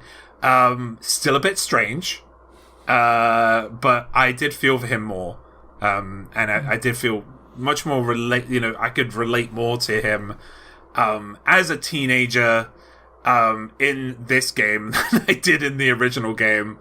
It was also great to hear the banter between Claire and him. I thought that was very important because it made it slightly, you kind of got their relationship a bit more, whereas in the original you don't really get that banter as they're moving through. I'll talk about a little bit more about that later. But it kind of fell flat at the end though when I really didn't want him to say I love you, but he did it anyway. Well, he didn't. He went and then died. Yeah, and I was so like, I like your shoes, Death. There you go. And the voice direction in this game was pretty good. There was some weird, kind of voice direction in terms of how it went. But overall, I liked it. But the biggest standout for me was the music. I loved the music in this game. Yeah, sorry, Steve, go on. I'll say, I think Love Child in the live chat has discovered what Steve was going to say. It was actually, I love the Dreamcast. There we go. My opinions are definitely sort of leaning closer to yours. I agree, the voice acting as a whole in this game is pretty solid for the most part. I can't think of anything that really stood out as, anything other than serviceable upwards. Steve has a better voice. That's nice. He's still really annoying. Yeah. I guess, fair. He's a teenager. He's a dumb, horny teenager. I just felt like, and maybe it was, I just noticed it more, but compared to the RE2 chapters, I felt like he talked more than anyone else in the game. Like I was like, was everyone talking this much before? Or is it just him? He has to say everything about everything. It just it got old pretty quick. Oh, hey, Mikey. There was that scene where he's just in the freaking laboratory. Oh, God. It's awful, isn't it? Stuff like that where it's... I didn't think that... it's weird. It's a sort of tale of two cities, really, because some of the cutscenes and stuff that they did for Claire and Steve to sort of build on that sort of blossoming relationship, like Claire putting her hand on his, when they're in the plane and stuff, or whatever it is. I can't remember now, but... it was when they were in the plane, I think. That's nice, but I didn't feel like they actually had any actual chemistry at all, really, when they were talking to each other. And a lot of that is down to what feels like a really weird translation. Like a lot of the lines, just the context didn't make a lot of sense to me. Like I don't know. It really didn't help me to stay engaged with the characters. It felt like a teenage boy was writing this love story. Yeah, I guess that's fair, but if I can chime in, it feels like the plot demands that Leon and Steve should develop romantic feelings for one another, but the voice actors or the voice direction at least make it seem more like it's a elder sister, little brother trying to be cool relationship with some weird undertones. Yeah, that's a good point. Yeah, it really does feel like that. Because the dynamic I got was Steve's trying to act cool and fun, whereas Claire's like, now's not the time. Let's get through this, please. Stop acting like a clown. I actually like that dynamic of Steve trying to be funny and Claire's like, no, can we get on with this, please? Steve, what do you think about the general audio design of the game? Actually, I have a few bugbears, but generally I have fondness. I thought the music was great. I thought the sound effects of the guns were punchy. POWs were fantastic. The chemistry between most pairs were actually really enjoyable. I feel like Leon sounds a little bit too somewhere between seasoned and not a rookie in his RE2 interpretation, but it's good to see that Paul Mercier is back to his cocky self rather than the plank of wood from Degeneration. And yeah, I think the only real issue I have that no one seems to have raised is there's some weird sound in this game at times. Like when BOWs are doing their BOW transformation thing, particularly. And, normally in most games, like a big whoosh, this sounds of flesh ripping and like jets of air or whatever, making it sound really dramatic. And this is like a... And that's it. Just like a little like silent squib, if anything. It's almost like implied violence with nothing that happens. It's kind of takes me out of the experience when Birkin's transforming and you hear the equivalent of a twig snap. The other one for me is there's several bosses that just sit there and they're just going... It's like this looping sound effect, and it's so annoying. Voice direction's great. And I said most of the other stuff's great. It's just those weird bits. Like, why? You put all this effort in and all this presentation, then you have like Chief Irons essentially shoulder burst an entire G through the reflection of an eye you can barely see, and then the sound of it is just like damp leaves being trod on. Weird. Weird. Actually, you just reminded me of Brian Hines. Actually, did you guys? He doesn't say this in the original game, does he? He doesn't say the stuff line. Stuffer, yeah. No. I was just about to stuff her. He says it like really quietly, like it's literally like in parentheses, It's like, You're after G, aren't you? So they call me Chief Irons, but I should be just called Chief Stuffer. I can't leave it on too much of a positive note, I have to say. I actually think the voice acting for Hilda... is it Hilda? No, Manuela. Manuela was kind of weak. Kind of weak. The voice direction for Manuela was kind of weak. Like, they just sounded like someone pretending to be a panic child as opposed to a panic child. Whereas everyone else was kind of in the moment, especially Krauser. Like, we'll probably get into this a bit more on those chapters specifically, but I could have stood for a couple, like, I could have stood for a buddy cop show of, like, skeptical muscle man Krauser and smooth, cool, actually knows what's going on Leon, bitching at each other for 10 hours. I could have more of that. Yeah. Manuela sounded like she was high. Yeah, she did a bit. Yeah! Yeah.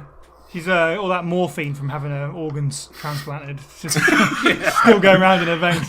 I'll leave it on a positive then, since I haven't said anything about the soundtrack. I pretty much agree with all of you. The soundtrack's really, really good. I should probably dig into it a bit more because it's got all these great new interpretations. Well, new at the time interpretations of all these classic tracks from these two beloved games that just have fantastic soundtracks to begin with. As Jordan sort of alluded to. Bringing back the sort of classic composers as well to oversee those reorchestrations is really, really neat. So, it's cool to hear some more amped up, action-y versions of some classic RE songs in general. That being said, out of the new stuff, the end credits theme was really good, actually. I think I generally am the one who just has nothing to say when it comes to the cheesy Resi ending credit songs. I don't really have a whole lot of love for any of them particularly, but I really enjoyed the sort of vocal song for the end of this game.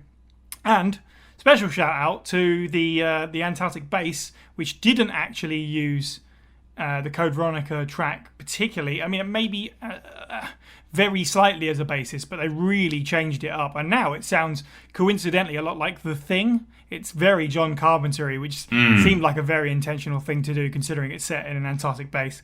So I thought that was really clever. I think the track is still called Blanc, but it feels very different to the original. And I thought it was a neat way to take that track. Let's break down the 3 stories before we finish up. Any sort of positives and negatives about the 3 sort of chapters of the game. Let's start with RE2 first, as it's sort of like the first one that you play the full bulk of from start to finish. Any pros and cons of people's time in Darkside's version of RE2. I'll go first because I only really have a few things to say. We'll keep it brief in general, but happily surprised to see the alligator as a boss. Often an enemy that gets overlooked, as we know, who nearly didn't make it into Remake 2. So it was cool that they actually brought that in as a boss and did some fun stuff with it. One of the better boss fights. And the moth, and family apparently being included is nice. Praise for the moth.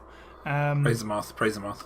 And also, additionally, I don't know how I would feel about them injecting different BOWs into classic stories willy-nilly, but putting the lurkers in the sewer from Resident Evil Zero, the frogs, was a nice touch as a way to sort of give that chapter something new. I'm not opposed to that at all. In much in the same way that they kind of made the G-Mutant, like the sewer monster of Remake 2, it was cool to be like, oh, this is the sewer baddie of RE2 for this game. Largely, RE2's memories of Velocity thing's faithful, but the sewers is completely different, which isn't really a great loss at all. What they did with it works quite well. The stuff that they did change up, like when you get to the P4 lab, it goes from being this big room to just a little square, which is all that it needs to be. It's different, it works. So the changes they made, perfectly happy with them. Overall, I thought it was a pretty good retelling of this classic game for what it needed to be and what it could be in terms of the amount of time they had to spend. It looks good, it plays good, the story plays out as well as it can. The only issues being that Leon continues to be typical sexist Leon, women, and then they even made Claire kind of just bite back at it, which I didn't really like, with her being all weird about Ada, which seemed a bit pointless to me, but whatever, I'll get over it. Steve, what do you think of the RE2 retelling? Generally, it's weird how we get from, we see the briefest of clips of Claire riding her bike into town, and then all of a sudden the tanker has already exploded and they're pretty much meeting there.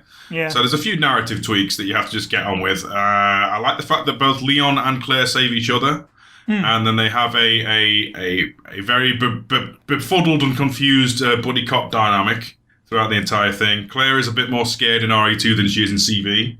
Leon is actually surprisingly very on task for finding Sherry and saving her. Doesn't actually have as much, despite the fact, again, the game is shipping Leon and Ada.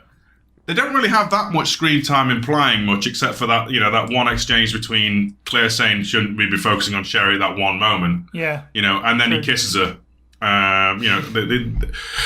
Okay, you've literally known her in this version for about 5 minutes,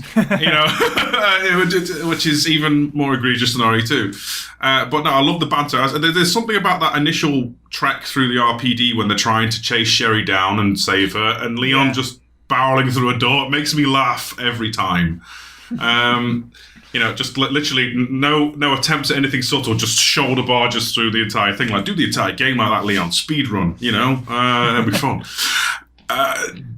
Marvin feels almost like again, and you can see the interval stage between this version and the Remake 2 version of Marvin, I feel. And I did appreciate the fact that power room in the lab became the boss fight room for basically every variation of G, bar the first and the last. It was kind of fun in that regard. A ever-evolving spectacle of dread. So again, it's more the actual being on focus for the characters, and the environments, they do look great. I'm not sure what is and isn't a lift from Outbreak that's been touched up. Generally okay. Yeah. I agree with you on the G thing, actually. I definitely wanted to just say something about that, and the fact that this is probably the best version of the G5 fight. It actually felt like a threat. Being in a first-person perspective felt really cool. and it gave a lot more to that fight that usually feels like a bit of a weird bumper to RE2 where you really, it's not a big deal at all, but this, it felt like an actual final boss. So it well done, kind of Darkside. plays like a it kind of plays like a steroided out super licker in terms of gameplay. Sure, yeah. And I'm here for it. Yeah. Yeah. Jordan, what are your thoughts on the RE2 retelling? Pretty fun campaign. It does a good job balancing pace and sightseeing, I felt. Yeah, that's a good way to say it. It misses some rooms. You can't go into every single room of the RPD, but I still felt that it was a pretty strong representative of the original game and the story overall. One of the sort of unintended blessings, perhaps we should say, of a co-op rail shooter is how it can compel the developer to keep characters together rather than apart. So, while we probably could have had potential split playthroughs, what we have at least gained from Leon and Claire staying together is just generally more interactions and greater chemistry with them. And so I did appreciate that, just because it's not something that you would get in the main games just because of the separated playthroughs. So that was kind of a nice touch, and obviously that has been throughout both Chronicles games, is keeping characters together. And I think that the writing does a good job of using those opportunities to entertain and sort of deepen the relationships further. That said, yeah, as previously mentioned, Claire is sort of whiny in Resident Evil 2 for some reason, and I guess it was on purpose, because it's certainly not the case in Code Veronica, where she is the more mature character out of the two, although that's in contrast to Steve Burnside. So, yeah, that just kind of threw me off a little bit, because she's really, Passive aggressive. quite sort of skittish at the. Yeah, she's quite skittish at the start. And she's like, ew, it's like, oh, zombies everywhere. And I was just kind of like, is this Claire? I'm not an aficionado on Claire, but I was just kind of like, oh, that threw me off a little bit. And Leon, I mean, I love obviously Paul Mercier's performance of Leon, but we have quite a few Leon Kennedys to pick from in terms of performances now.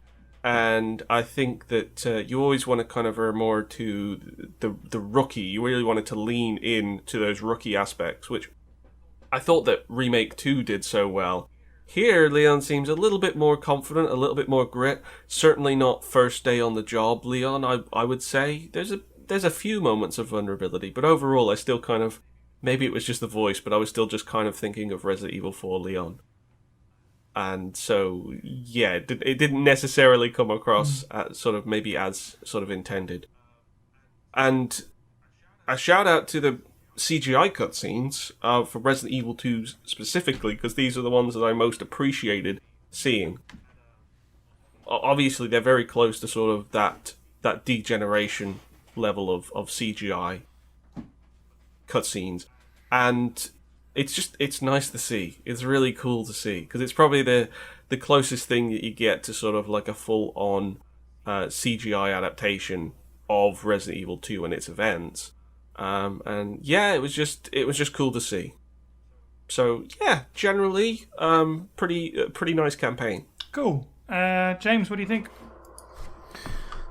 Yeah, I'm going to repeat this about the other operations, about the other missions too, but I really loved the what they did with the two character dynamic. Like, they could have just kept really like kind of grey dialogue throughout the whole thing, but they didn't. They were telling the story as you were playing, which I really appreciated. It also gave us a little bit more character development in terms of who Steve was later on. But yeah, I just want to reinforce as well, like, seeing Leon actually care about Sherry was nice. Yeah.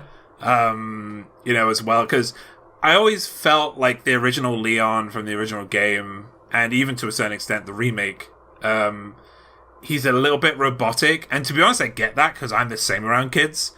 I just freeze up and like, I don't know, kid, do thing. Go do thing. But it was nice to see him actually, care. I agree with the Claire criticism. She didn't feel like Claire really in this game. Well, in these stages, these missions, not the Claire we know. Yeah, the Claire we know is always on task. You know, I mean, she came there, literally, we were told at the beginning of this game, she came there to find her brother, right? But that kind of got lost. She doesn't find any closure on that this time, does she? Or am I going crazy? No, she doesn't. Oh, wait, no, she... Does Marvin say something? I can't remember. I don't believe so. I think they just go and move on and be like, I still haven't found my brother, okay, and then Code Veronica happens. Yeah, only in CV, the CV sections does she get some kind of closure. But yeah, it is. But at the same time, like, it's not really focusing on either Leon or Claire. It's more about the overarching story, you know, which I like. But at the same time, it does like this kind of cool, balancing act of just still making it interactive and a learning process for you, as well with the little like unlockables you get at the end that you can read through as well to give you a little bit more information. Yeah, I like the buddy dynamic. Love that. Okay, cool. Let's jump forward to the Code Veronica retelling then, Game of Oblivion. This one I have much more mixed feelings about. As I said, with sort of like, this is where the dynamic kind of broke apart for me, with the script felt the weirdest. With Claire and Steve, Alfred is well portrayed for what it's worth, and I like his relationship with Alexia, and they've kind of like changed that up a little bit, and she very clearly does not care about him, which was actually kind of nice in that sort of horrible way, make you hate her a bit more and maybe make you feel a bit more sympathetic about Alfred. I wasn't overly bothered by his weird Joker-esque sort of like chapter where he's got this fun house and it's like that. I can see what they're trying to do and like pad out a moment of Code Veronica by turning into that, but I don't know, just felt a little bit weird and went on a bit long for me. I was like, you know, that scene from The Godfather when I got to the Antarctic and you can hear Nosferatu wailing already. I was thinking, oh no, what have they done to my boy? I wasn't a massive fan of the fact that it was instantly like, he's a thing. I was like, okay, but the bookshelf's already moved. Okay, sure, you could hear him screaming, why not? Even though lore-wise it's kind of meant to be like this weird haunting distant sound and no one can figure it out. But the boss fight I thought was bloody awful. Like, it's such a far cry from what the original game is, and I get they wanted to make it more interesting and exciting, and sure, him crawling around on his back, his Exorcist style is pretty cool in a way, but I just felt like this was such a weird 360 sort of like head spin of a turn on the idea of what he was, and sort of like slow lumbering. I don't know, there's something about that original Code Veronica boss fight that's really scary because of all the mist and stuff like that and the music. And it's all kind of gone in this version of the game, which is a shame. It becomes really silly with the crane and stuff like that. So, no, personally, if they do remake Code Veronica, don't want to see that. Thank you very much. But otherwise, it was really cool to replay Code Veronica and truncated as well, because Code Veronica obviously notoriously quite a long game. So it was cool to experience it in a punchier format. And even the Wesker stuff they did, instead of turning it into this like big fist fight between him and Chris, I actually really appreciated this really like subtle, he's standing there in the fire and Chris just sees him and their eyes meet and that's it. I don't know if I would have that over the original, but it's a cool way to do it, certainly. Steve, what do you think of Game of Oblivion? So I kind of like the fact that Alfred's got a bit more of a role in proceedings, especially at the beginning. In contrast to, I maybe not the Joker laughing and all that lot, but I like the fact that he's kind of directing events and giving them something to do and acting like a malevolent psychopath, as opposed to before where it was just kind of weird and goofy and really, really bad with the rifle, except for that one bit where he steals you in a room with a Bandersnatch. But we don't have Steve jump down and save you with 2 Uzis this time, so that's fine. Or 2 Lugers. Well, yeah. Regarding the Nosferatu stuff in Antarctica, I think Antarctica is the weird one, isn't it? Because I should, maybe it's because, again, the thing, we went through it recently, but I love the aesthetic of that outer courtyard. and the music is awesome in Sure. that bit. But it feels like we speed run that entire section. Yeah. Which is unfortunate. I can see where you're coming from with Nosferatu. I feel like they did more with him. Maybe too much, but I kind of really like the idea of that fight in the open. It's something a bit more... I don't know. It's something that I feel like would have benefited CV. Because again, on CV, is in the real game, or the original game, you're literally stuck on a helipad where you can get swiped off every 5 seconds or hit with poison gas. And it's not quite a thrill ride for me. Admittedly, the Exorcist stuff and throwing giant lumps of ice is maybe a bit much, and that crane is obnoxious. And it's a nice reference to what happens in the traditional game at the end of his life when you have to yank him out in the ice, though. I feel like that's what reference is. Alfred and Lexia's relationship is... Yeah, I can see how that's a better interpretation. Kind of feel like Alexia is somehow half-baked, though. She didn't get much screen time, does she? She doesn't. No, she just basically is, I'm evil, and then you're all here to serve my experiments. And that's it. Alfred gets a lot. Alexia deserved a bit more too. I feel like they could have given her character a lot more grit. She can monologue psychopathically as Steve's struggling to not kill you or something. Sure. So yeah, other than that, I thought the retelling was fine. Again, I am on record as being the not the hater, but the CV tolerator of the podcast. And yeah, I did not enjoy my time with this version of Code Veronica, which says a lot, especially considering the game we are talking about, where we're shaking our head every 5 seconds and it's motion blurry as all hell. I'll tell you what, I'll pitch you something then. Capcom, I hope you're listening to this. I can see what you're saying about the sort of helicopter... What's the word I'm looking for? Landing area. Yeah. Being kind of a little bit dull. If there was ever a remake, your sort of halfway house then is you take this sort of outside area, trudging through the snow while Nosferatu slowly stalks after you. Put the mist in so that you don't know exactly where he is until he sort of comes out of the mist at you. That, keep it slow and scary, but you're right, that kind of outside area and sort of running around the snow in the outside of the facility would be a cool location for like a revisit of the boss fight. I agree. It's just the way they made him sort of like a wacky monster that I didn't like. I hear you, and I'm going to add something to this. They don't crash the plane, they are forced to land, and the exterior is suspiciously an awful lot like a replica of Outpost 31 before they get into the actual lab. Do it, Capcom, why not, right? Put your influences on your sleeve. James, what did you think of Game of Oblivion? So easy for me to say. So actually, I had it in my notes to bring. My notes is bring Nosferatu in as a stalker enemy. Yeah, I could see it working.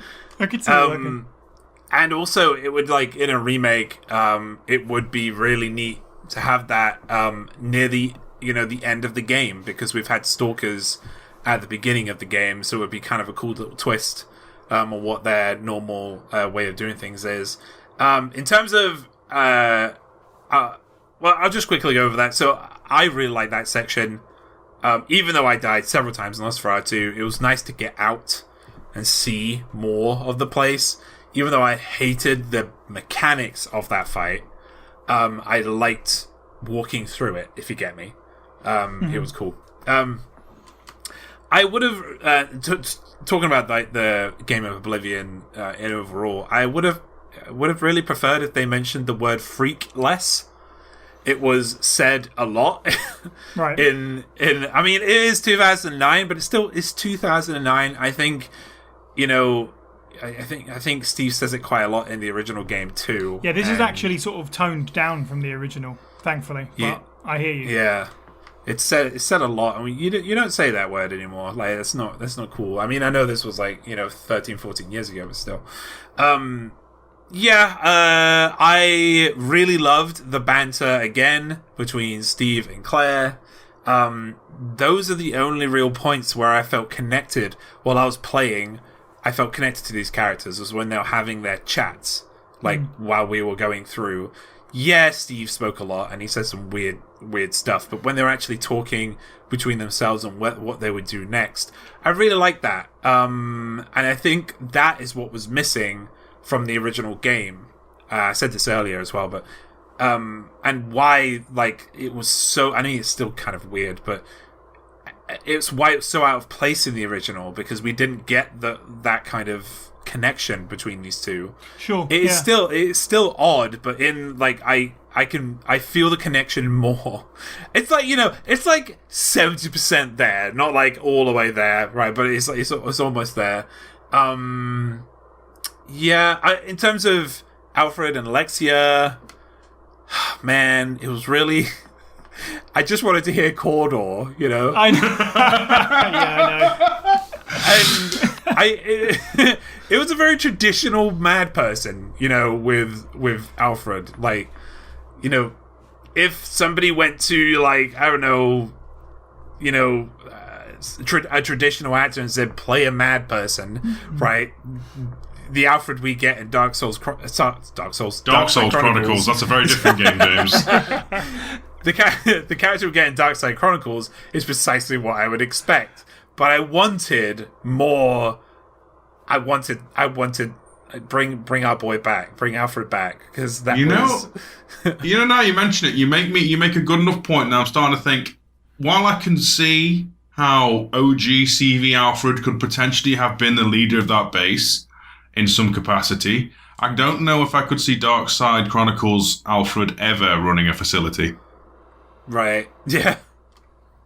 No, yeah, definitely. Interesting point. Alexia is not good.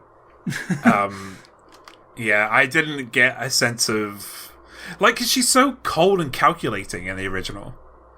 And, like, that's what I felt anyway. Yeah. And I that was terrifying, right? But in this new, she's not. She's just... It's like they've gone, okay, so here's Mad Person 1, and that's Alfred, and here's Mad Person 2, and that's Alexia, and we want you to play these people. She was 3 points removed from the world will burn in an inferno of hate, James. And, like, you know, I think everybody knows...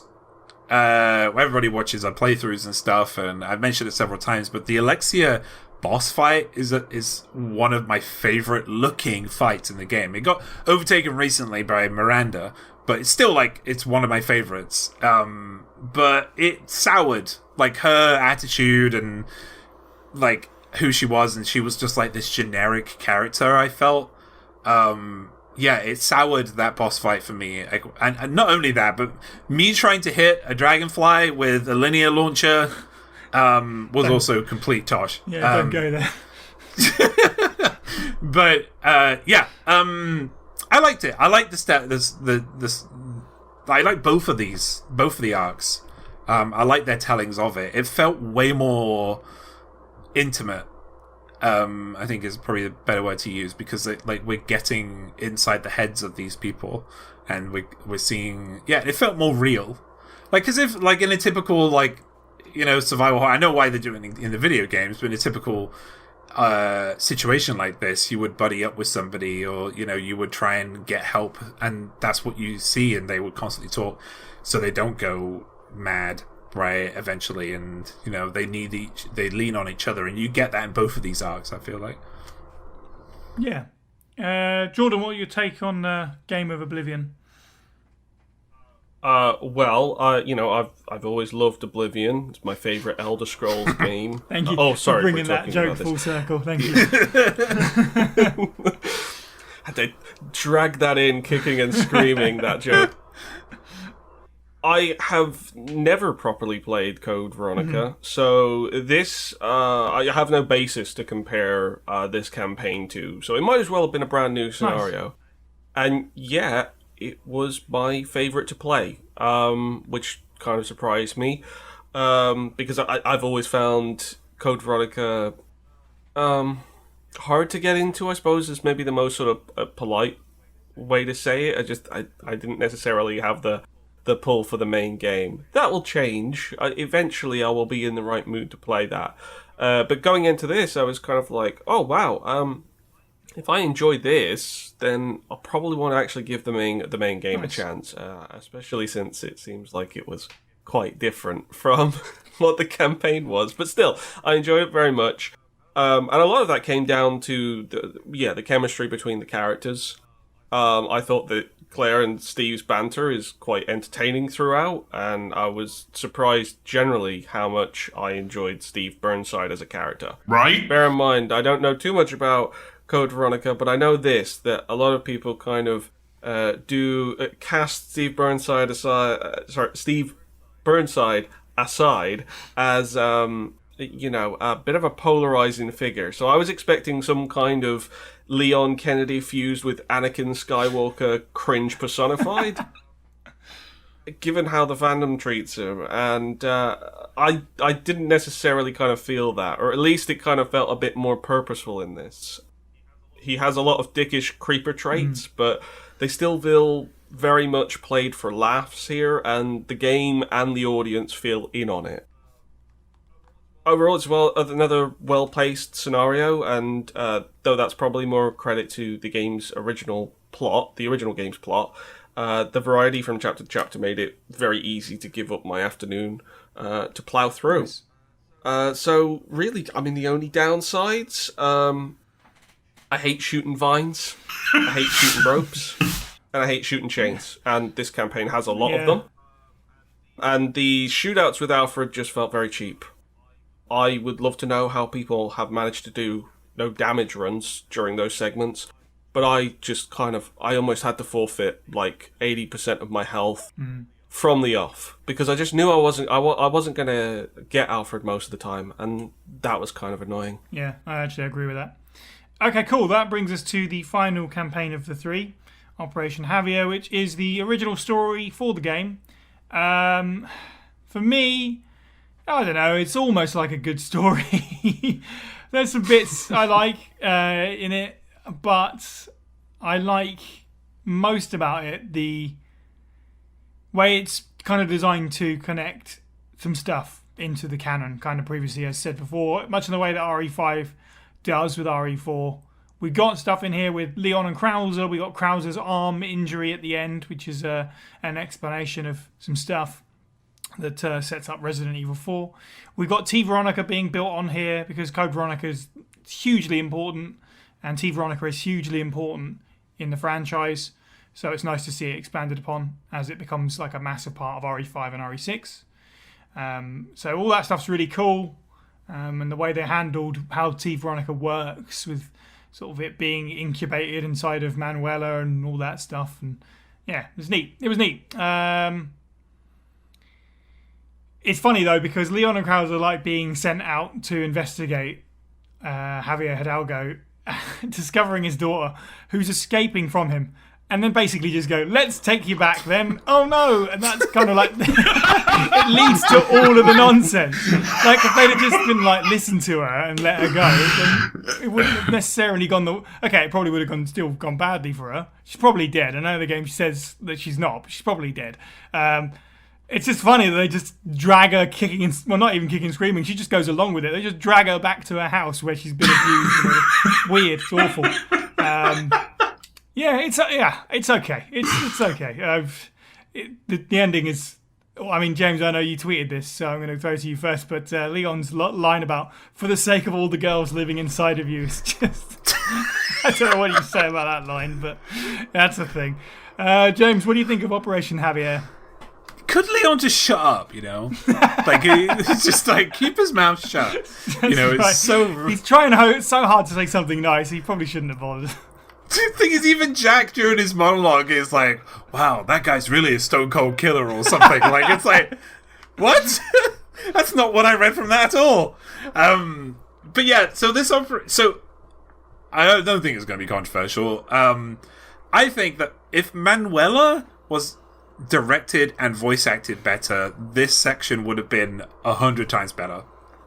Like there is some weird story direction, like her wanting to run away and then coming back and her going, oh, okay, and her just being like this robot that just follows what anyone says. Yeah, there was like a certain point in the game where she would, and it doesn't matter who you're controlling, right? But she would like address one character, like, because I thought at one point she was like basically.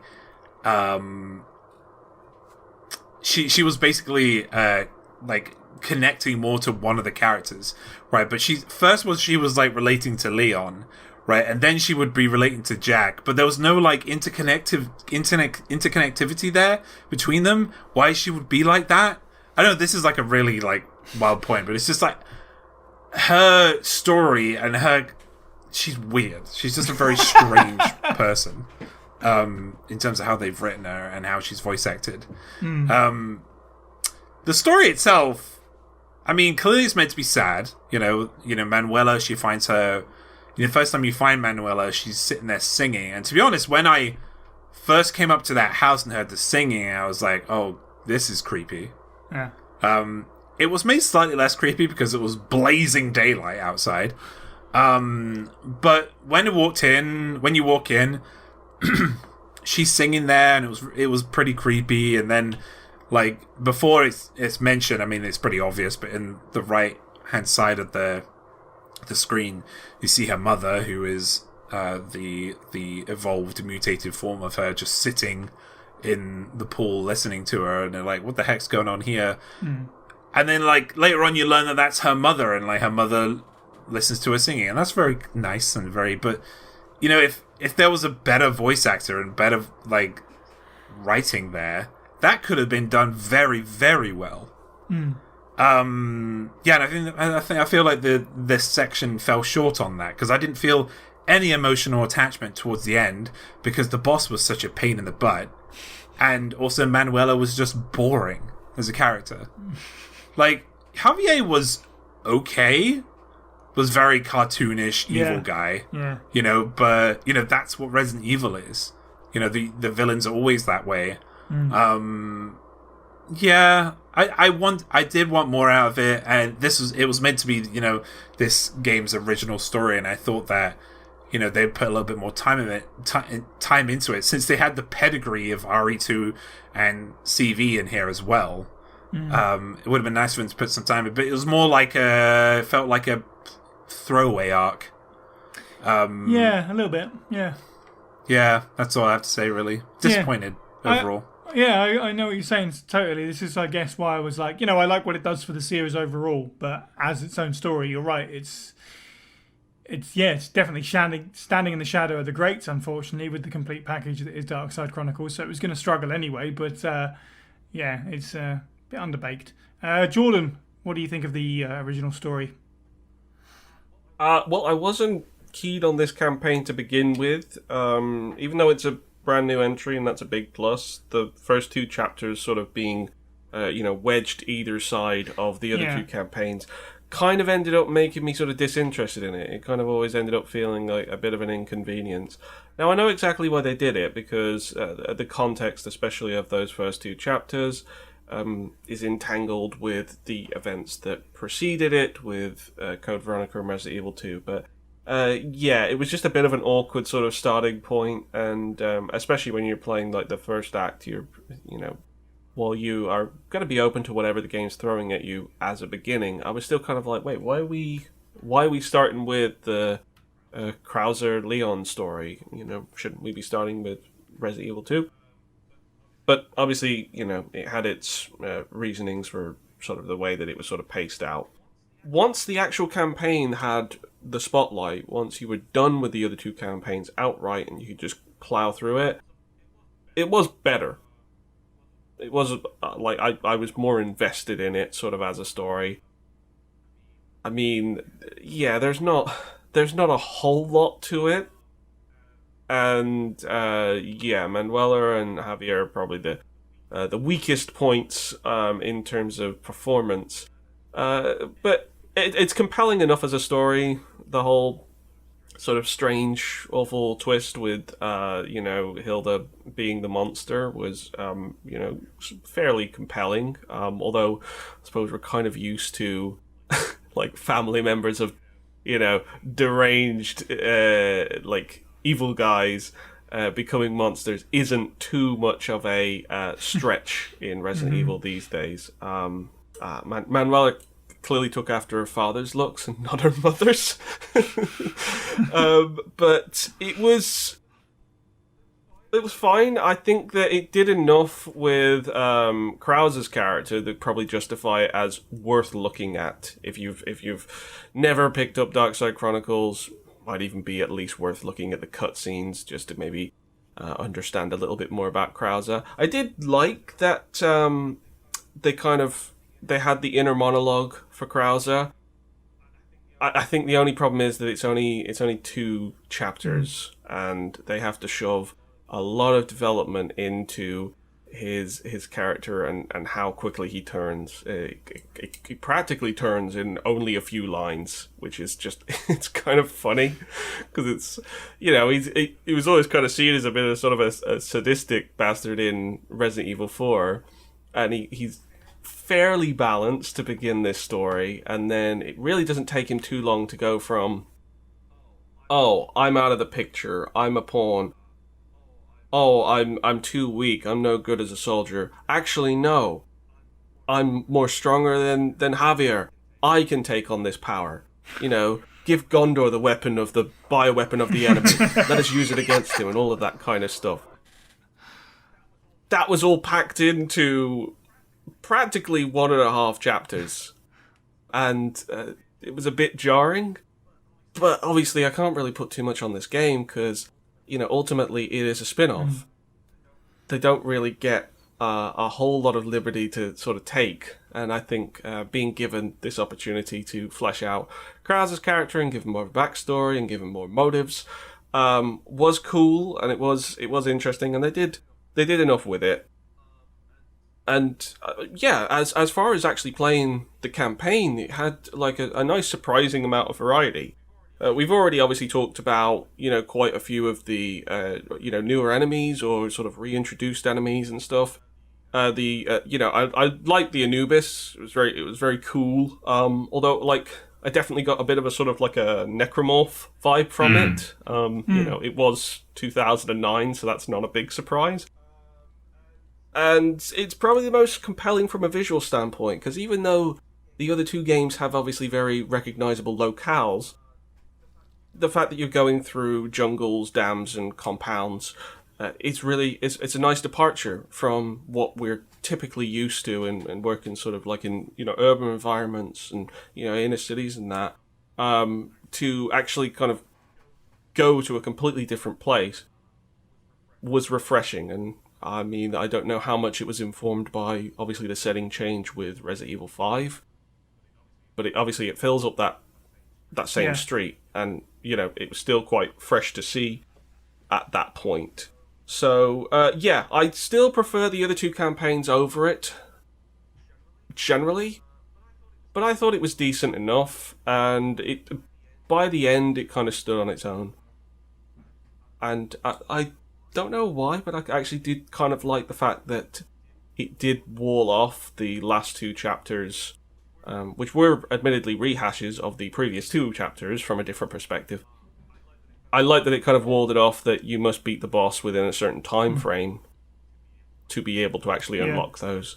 It just made it more sort of like compelling, and generally I think like a lot of the unlockables and extras they kind of went the extra mile with, and that was nice to kind of go back and probably appreciate the boss fights a little bit more in Operation Javier. For what they're worth. Cool. Steve, thoughts on Operation Javier? As totally original content, it's a mixed bag. I don't mean that in a totally bad way. I especially enjoy Tango and Krauser. 80s action heroes doing their thing, but it feels like the stakes are kind of low. They aren't. There's an entire community's been destroyed by a virus, and there's children, young girls being kidnapped and stuff. But that's not even why you're here. You're meant to be talking to Javier about a dude who you later find has been consumed by plants. And the visuals are, I think it starts strong, ends strong, in the middle is kind of weak. The opening, I don't know if that's the right term, but the shanty town that's half flooded, leading to a church. I thought that whole bit is fantastic as an opening level, and it sets the pace, which then turns into dams and concrete corridors, but eventually opens up to a villa, which is really nice, which leads to a sort of lab area, if only for the boss fight with Hilda. And the actual characters themselves, we've already talked about Manuela, and clearly it's hereditary. Javier's voice direction being a bit weak, but I feel like the actual dynamic between Krauser and Leon is great for what it is.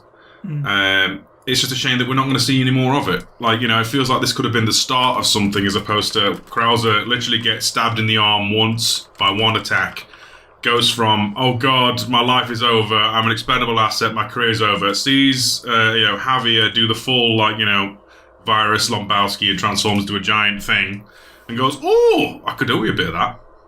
I won't tell Leon, though, this is my rebirth and I'm evil, which is a shame. It feels like they kind of, swerve Krauser so hard, so fast, that could have been a lot more gradual. I mean, that's the only real Darkside thing about Darkside Chronicles, really, with the whole, this is my darkness rebirth, and it's a bit cartoonish. What they could have done is they could have done like a heel turn for the normal playthrough at the end of the arc, right, of Krauser, and then you're sitting there, you went, wait, what was happened? And then it says, oh, the darkness only goes deeper, or whatever it says at the end when you complete that section, and then you would have learned, it still would have been a bit breakneck pace, but it would have been a bit better, because it did feel a little bit out of the blue. And this is likely to be Leon and Krauser's only mission together, whereas it kind of felt like in RE4 it was a bit more ambiguous. Obviously at the time, Krauser had only just been made for that game. So, it was a kind of more how much history these characters have, and the fact that it's literally pretty much just one mission in South America, it's kind of a shame. Yeah. It felt like, do you know what it felt like in RE4? It felt like the relationship between Black Widow and Hawkeye in Marvel. I get it. Where they're always talking about missions, and that relationship, was very similar, but yeah, apparently not. We never talk about Budapest, but then it turns out Budapest was one jaunt, and a lot of stuff happened, and massive character development in 10 minutes. Yeah. But no, I especially like the fact that they had, Manuela to do actually use the blood in an offensive fashion to fight her father, resisting it. And the fact that there is actually a price to be paid. If she, overexhausts herself, she basically does the, Luke Skywalker Last Jedi bit and turns into dust. But, you can save her, and then Krauser looks at Leon going, you're not even allowed to take the W, Leon, you got to make her feel bad. In his head. It's a shame. I would have liked 80s action buddies, one being cynical, one being confident, doing the adventure thing a bit more if they didn't just quickly swerve. You know what's funny about it, sorry to interrupt, was just I agree with you completely about Leon and Krauser, the ambiguity in RE4 of how deep their relationship goes, and this game just goes, actually, their relationship lasted about an hour. Yeah. But it's such a simple fix. It's you don't necessarily have to. You can have the sort of heel turn, as James put it, at the end of this game. Then you just take out a line at the beginning where Krauser's like, oh, BOWs, don't know if I believe in them. That's gone. Then you just assume that he and Leon have been working together for a while fighting monsters, right? But because we've got that establishment of Krauser has never been involved in bioweaponry sort of eradication or whatever, and then it ends with him being like, I'm evil now. It kind of just shrinks that right down. I agree. It's a big shame because I would have loved to have seen more from that pairing. I think I speak for everyone here. Krauser as a character is way more interesting in this, even with his mad fast turn as this somewhat skeptical character than he kind of is in 4. Where it's just been a long time, comrade. It's a bit more developed in this that unfortunately doesn't pay off.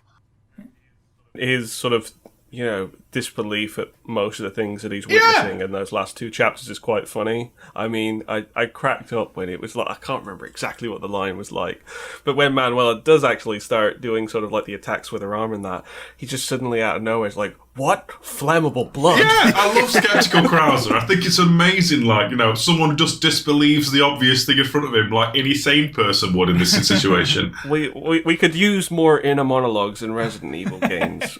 For sure. Excellent.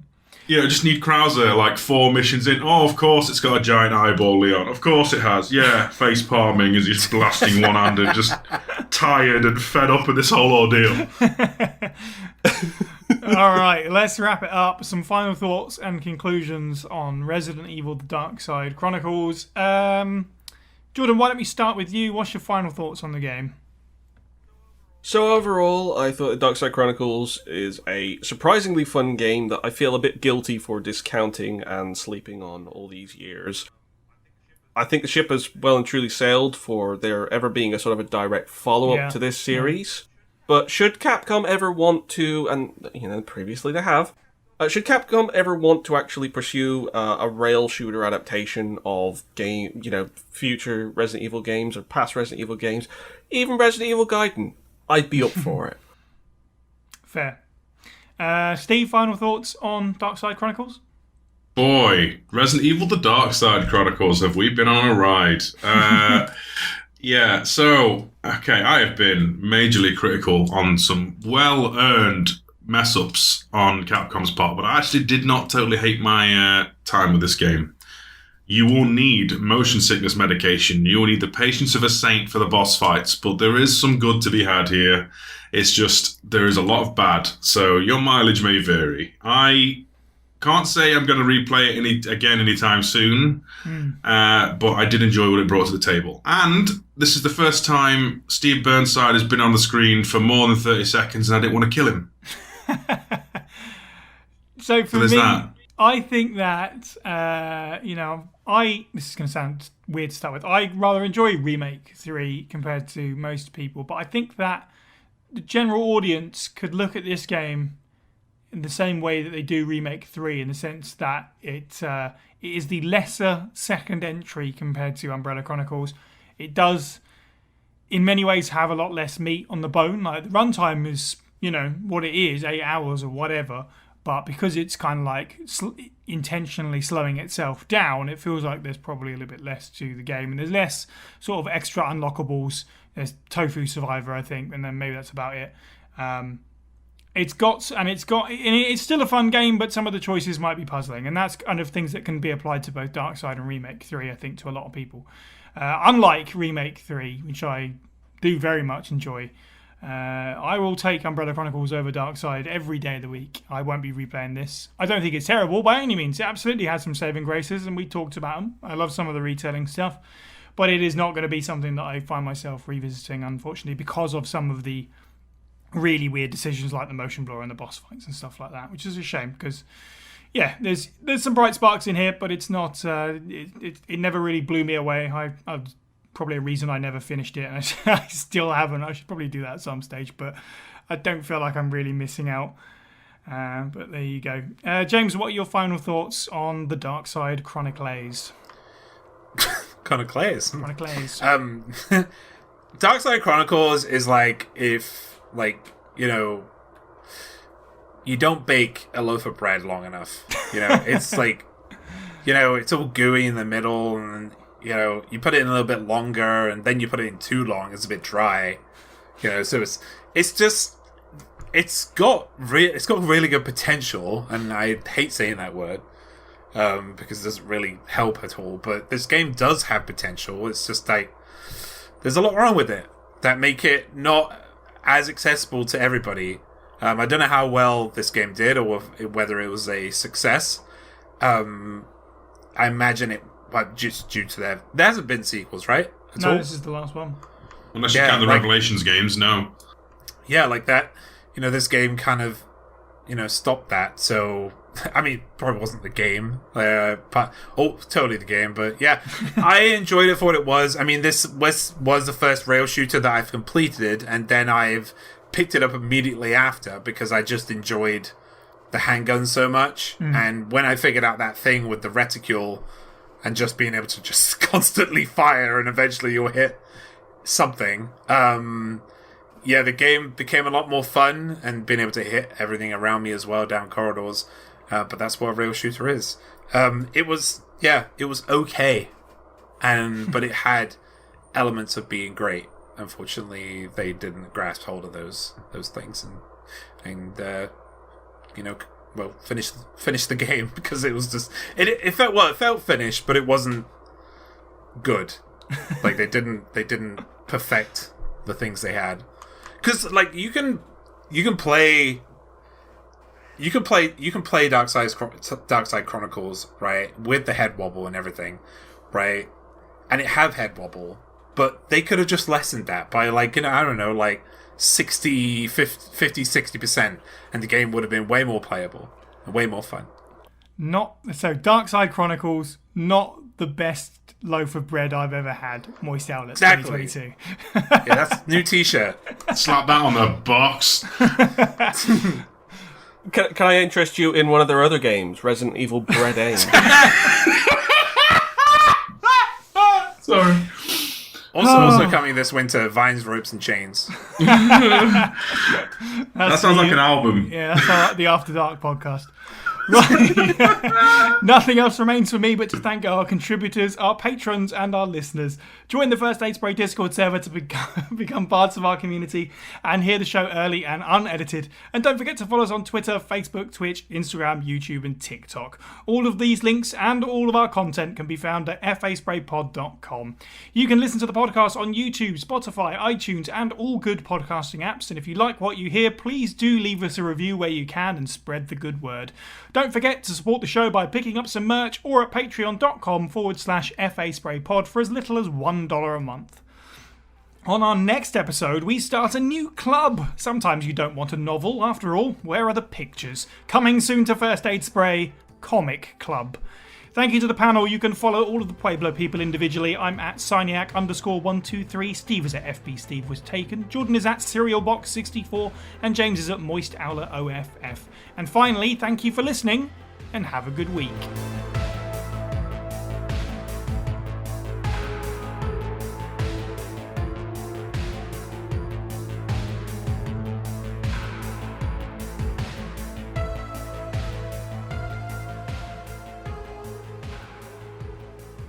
Stuff. Yeah, it's nice for them to tease it so that we can talk about it now and then talk about it again later when they actually show it. That's nice of them. They just really like the news round on this show. Exactly. And they want to give content for it. Appreciate it, guys. Appreciate it. I mean, if they're listening, yeah, we do want LeBron. Bring him back. Yeah, give us some free DLC codes as well.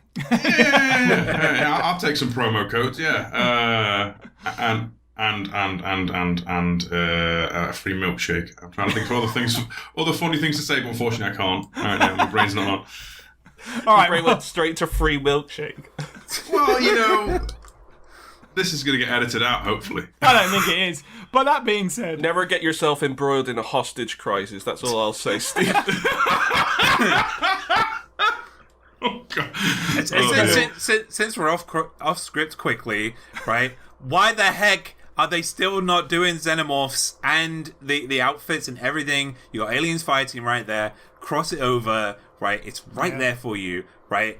Just 20th Century Studios, whoever it is who's in charge, make it happen. it's the 40th anniversary of The Thing. I want The Thing in there personally. But Yeah. Oh, God. That would work, though. That would be fantastic. It's perfect, isn't it? Yeah. All right, sorry, You could anyway. make like a Moogus or something and have character shapeshift.